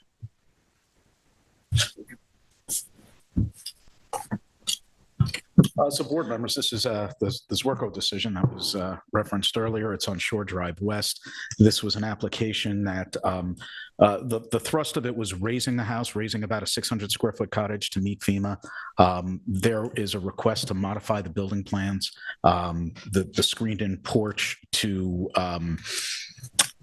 essentially not have the windows go all the way down to near ground level to shorten the windows. The porch would remain screened in, non-winterized. I provided you with a lot of the background information. This was a unique property. This is a property that had 2 building envelopes through a sub-waiver, and the planning board covenant required that if any improvements were made to the cottage in terms of enlargement, it would have to get moved to the other building envelope. That was discussed at length in the zoning board application, was even discussed by the planning board at the time, to ensure that what was proposed at the time wouldn't trigger that covenant and require the building to be moved. So you have a lot of that history. You have a copy of the original building plans to scale if you want to compare them to the plans that were submitted by Zwerko and Ortman Architects as the revision. It seems to be a pretty minor change. So the screening is going from being full length to standing on a knee wall, and so there'll be just more window size than full length size. Is that basically the change? Correct. This is a modification, right? Yes. Do we decide this tonight or? Yeah, I think this is a de minimis it's request. fine. There's no, Right. there's no increase variances. There's no No. increase. It's more of an aesthetic thing than anything. So I would support Okay. approving the modification. Is that correct, counsel? Can we Yes, you just can approve the modification tonight. Okay, so in the matter of Gregory Zerko, 15 Shore Drive West, Amagansett, Suffolk County Tax Map Number 300-108-02-4.2 and 4.6, I make a motion to allow the alteration to go forward without a hearing. I'll second it. I concur. I concur. Thank you. Next, we have extension of time. Andrew Cohen at 161 Marine Boulevard in Amagansett. Suffolk Tax Map Number 300-176-8-17, and it's an extension of a 2020 approval. Most of us remember this, I think. I think so.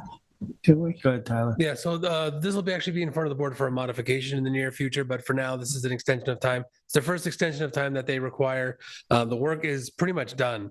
They have some things to work out with the modification, that's sort of separate. But overall, we didn't have any objections to the extension of time. It's their first extension of time. Everything is moving along at this point. Okay. I'm good with it.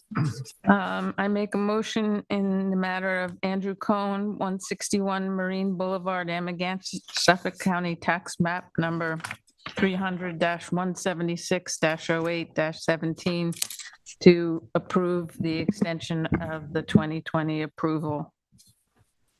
Second. Concur. I concur. I concur. Thank you. The next we'll go to post-hearing decisions. If I can read my handwriting. 33 Mako LLC, it's a 54 Sandcastle Lane in Amagansett, Suffolk Tax Map Number 300-152-2-28.13, and the size and location is 33,976 square feet at 54 Sandcastle Lane in Dunes at Page Number 6994 Amagansett. The description is to renovate and construct 1,038 square feet of first and second story additions into an existing 1- and 2-story residence, renovate an existing pool cabana, repair timber retaining walls, and relocate pool equipment from within a scenic easement on a parcel of land containing dune land, beach vegetation, and freshwater wetlands. The relief sought is a natural resources special permit pursuant to 255-420 and variances from 255-430, minimum wetland setbacks for the town code and any other relief necessary. A 66-foot wetland setbacks variance is required to allow the closest of the proposed additions to be located 34 feet from wetlands where a 100-foot setback is required. The zoning district is A2 residence, AE elevation 10 in X flood zones, and the secret class is type 2. The hearing was held on February 24th. The applicant was represented by Alice Cooley of Matthews, Kirsten Cooley. The survey we're looking at is George Walbridge Surveyors, last revised April 28th, 2022. And the building plans were from Studio Zung, stamped, received May 2nd, 2022. The building was originally built in 1982 prior to NRSP jurisdiction, which is relevant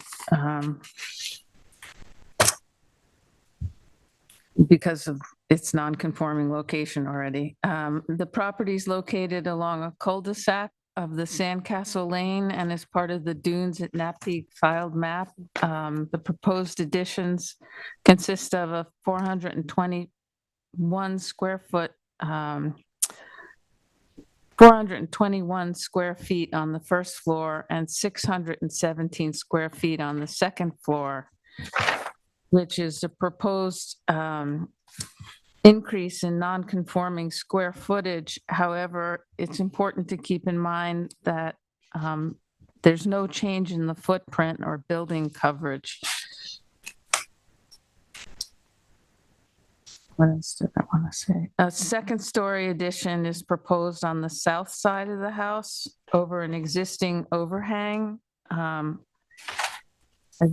I don't know if some of you remember the pictures, but there's an overhang and they're basically just going to build on top of that, which is 34 feet from wetlands on the southern portion of the property. The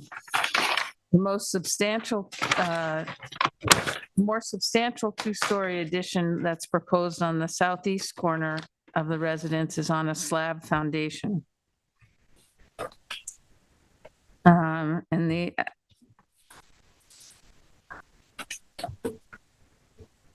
there was a concern expressed in the TAM about the pool cabana, but that was addressed during the hearing, so that's no longer an issue. And the application proposes to relocate the existing pool equipment from within a scenic easement to just south of the cabana as depicted on the survey. All the proposed project conditions were acceptable to the applicant. The property has a substantial scenic easement and has been largely left in a natural state, which, having visited the property, I can attest to. And in terms of the NRSP, I think there really, there was some discussion about shoring up the house and the retaining walls and the best way to do that. And I think the concerns expressed in the TAM were addressed by Andrew Zung at the hearing about how to shore up the concrete on the northern wall. And they submitted an engineer's report addressing the lack of structural integrity and the best way to do that, which would be the least disruptive. So I think they addressed the concerns that were expressed in the TAM.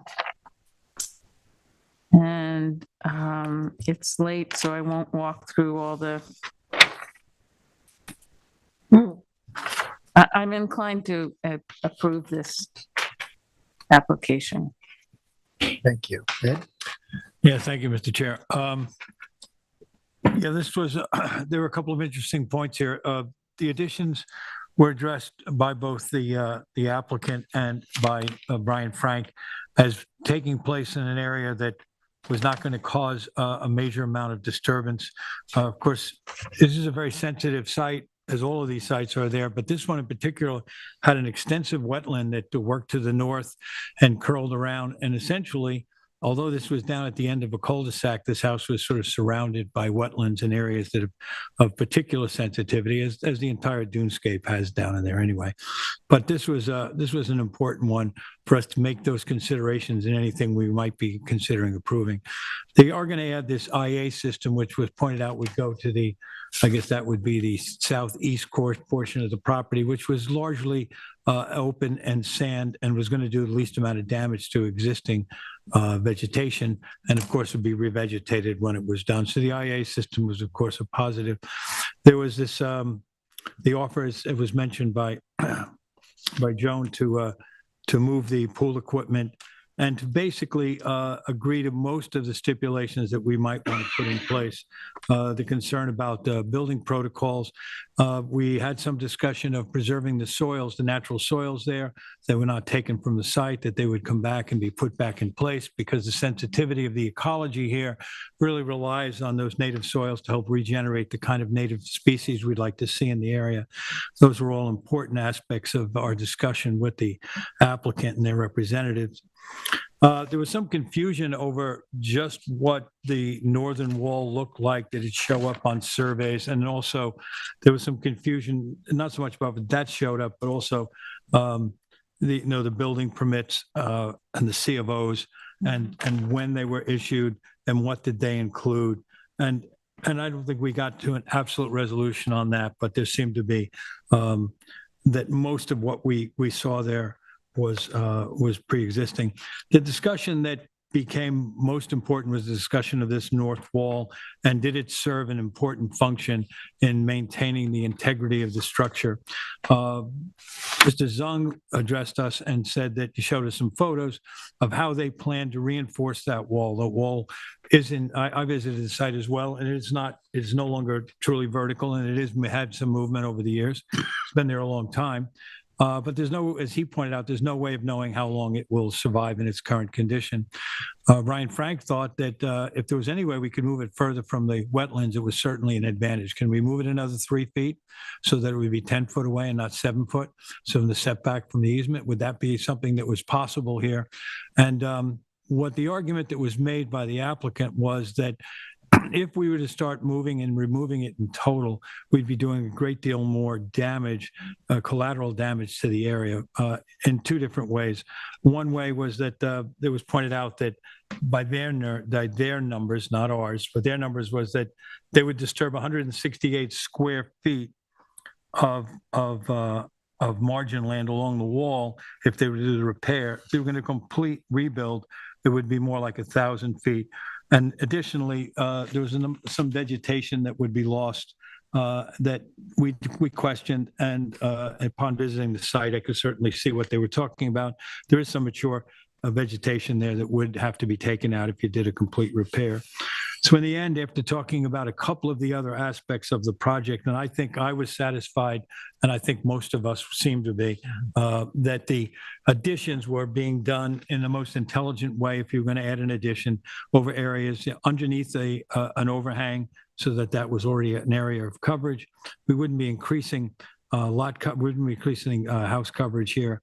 But what we would be doing is talking about exactly what should happen with that wall. So from my point of view, I agree with Brian. I'd like to see the wall move, but I also think that any major movement to remove that wall would cause a lot more damage than we might want to see in that area. I'm not so sure it wouldn't even do more in terms of what we might see damaging the wetlands until it was fully repaired. And of course, we would make every effort to see to it that it was done correctly, but it is a sensitive thing.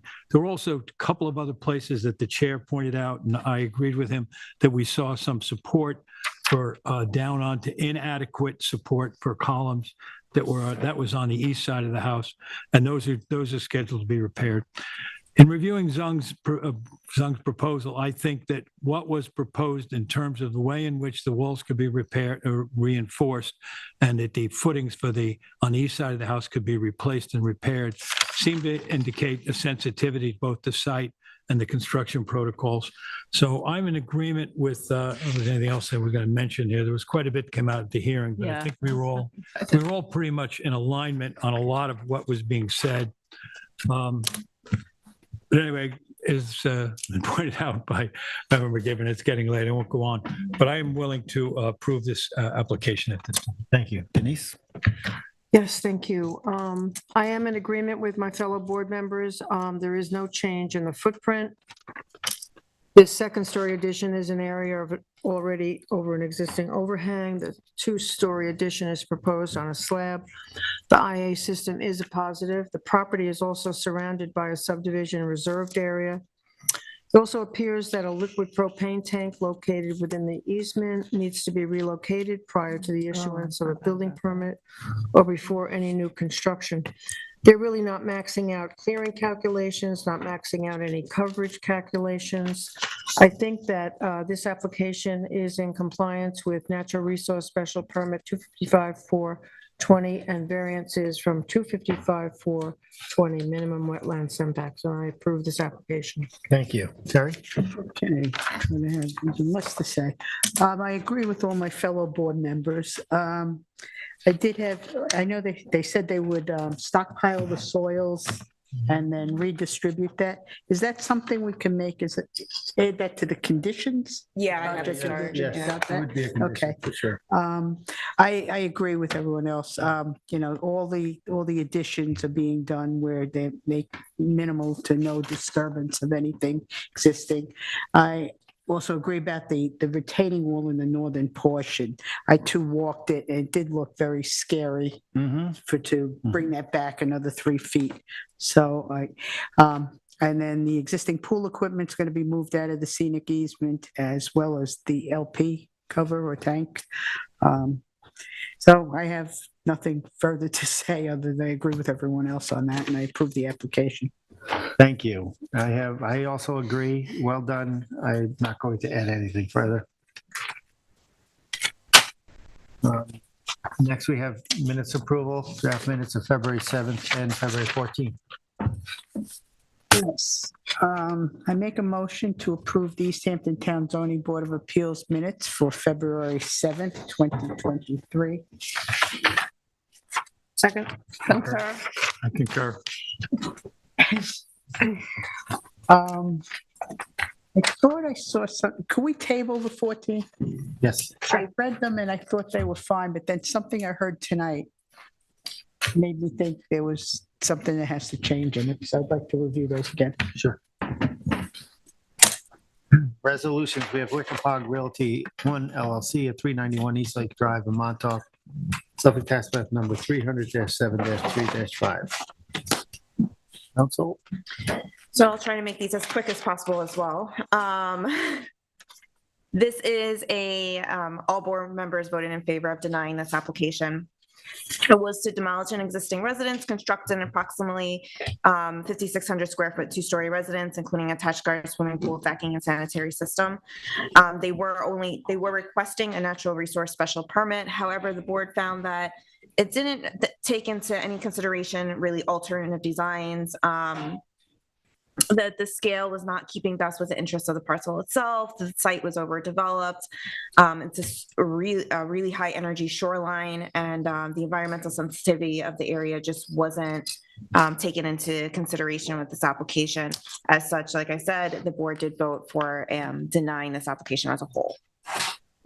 And it did include, I thought I read it, it did include the previous approval that we thought this was at a scale with, right? In the determination. The previous approval that had been approved but not done. I think, yes, I think I have that in the Yeah, I think I remember seeing that. Okay. All right. So for Wickapog Realty LLC at 391 East Lake Drive, Montauk, tax map 300-007-03-05.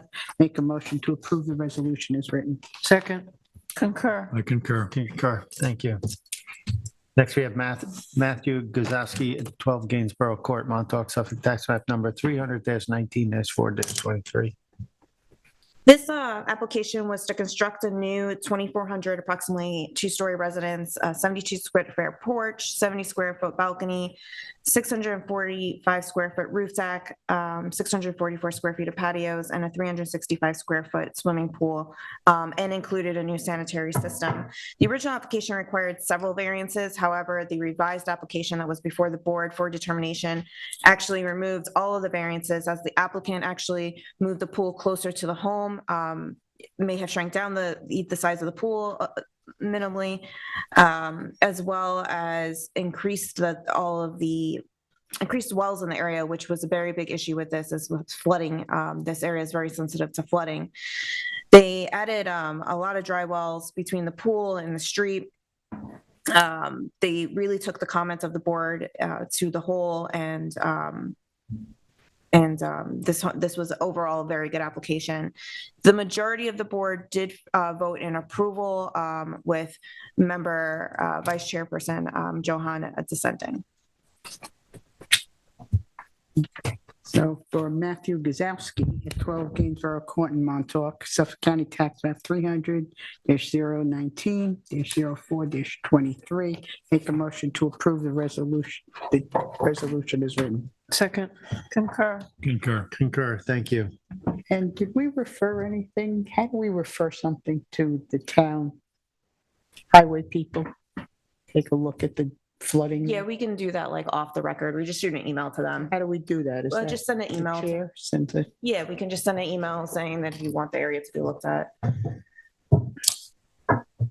Next, we have Christian Sharma, 39 Benson Drive in Montauk, Suffolk, tax map number 300-30-1-10.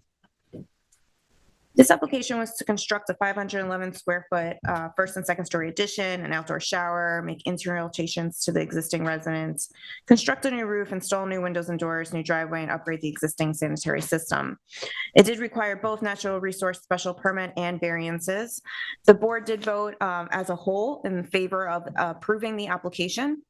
Some of the highlights was the inclusion of the dry wells to showers to mitigate flooding, building over the existing concrete areas. The planning board stated that most of the application wasn't a significant impact to any of the wetlands. The work is appropriate for the lot size, and building up and over hardened surfaces reduce the disturbance to other environmental services. Okay, then in the case of Christian Sharma, 39 Benson Drive, Montauk, Suffolk County Tax Map 300-30-1-10, I make a motion to accept this determination as written. Second. Concur. Concur. Next, we have Michael Martinson at 38 Chapel Lane in Springs, tax member 300-103-7-8, and I hope this finishes Mr. Martinson. So this was to replace the existing front stoop, front stairs, decking, and place it in kind, construct a new rear deck, new basement door entry, outdoor shower, remove an existing non-conforming 120 square foot shed, and then replace it with a 160 square foot shed. And then replacing some windows in place, as well as construct new fencing. The fencing was the biggest holdup for the board as a whole, and was denied as to this application. It was within protected lands, and there's other much better places to put the fence that we can move. A lot of these improvements were actually necessary for safe entry to be fire compliant, and there was a big health and safety issue on this property, which I think was really important to stress, that these are necessary improvements to the property for the most part.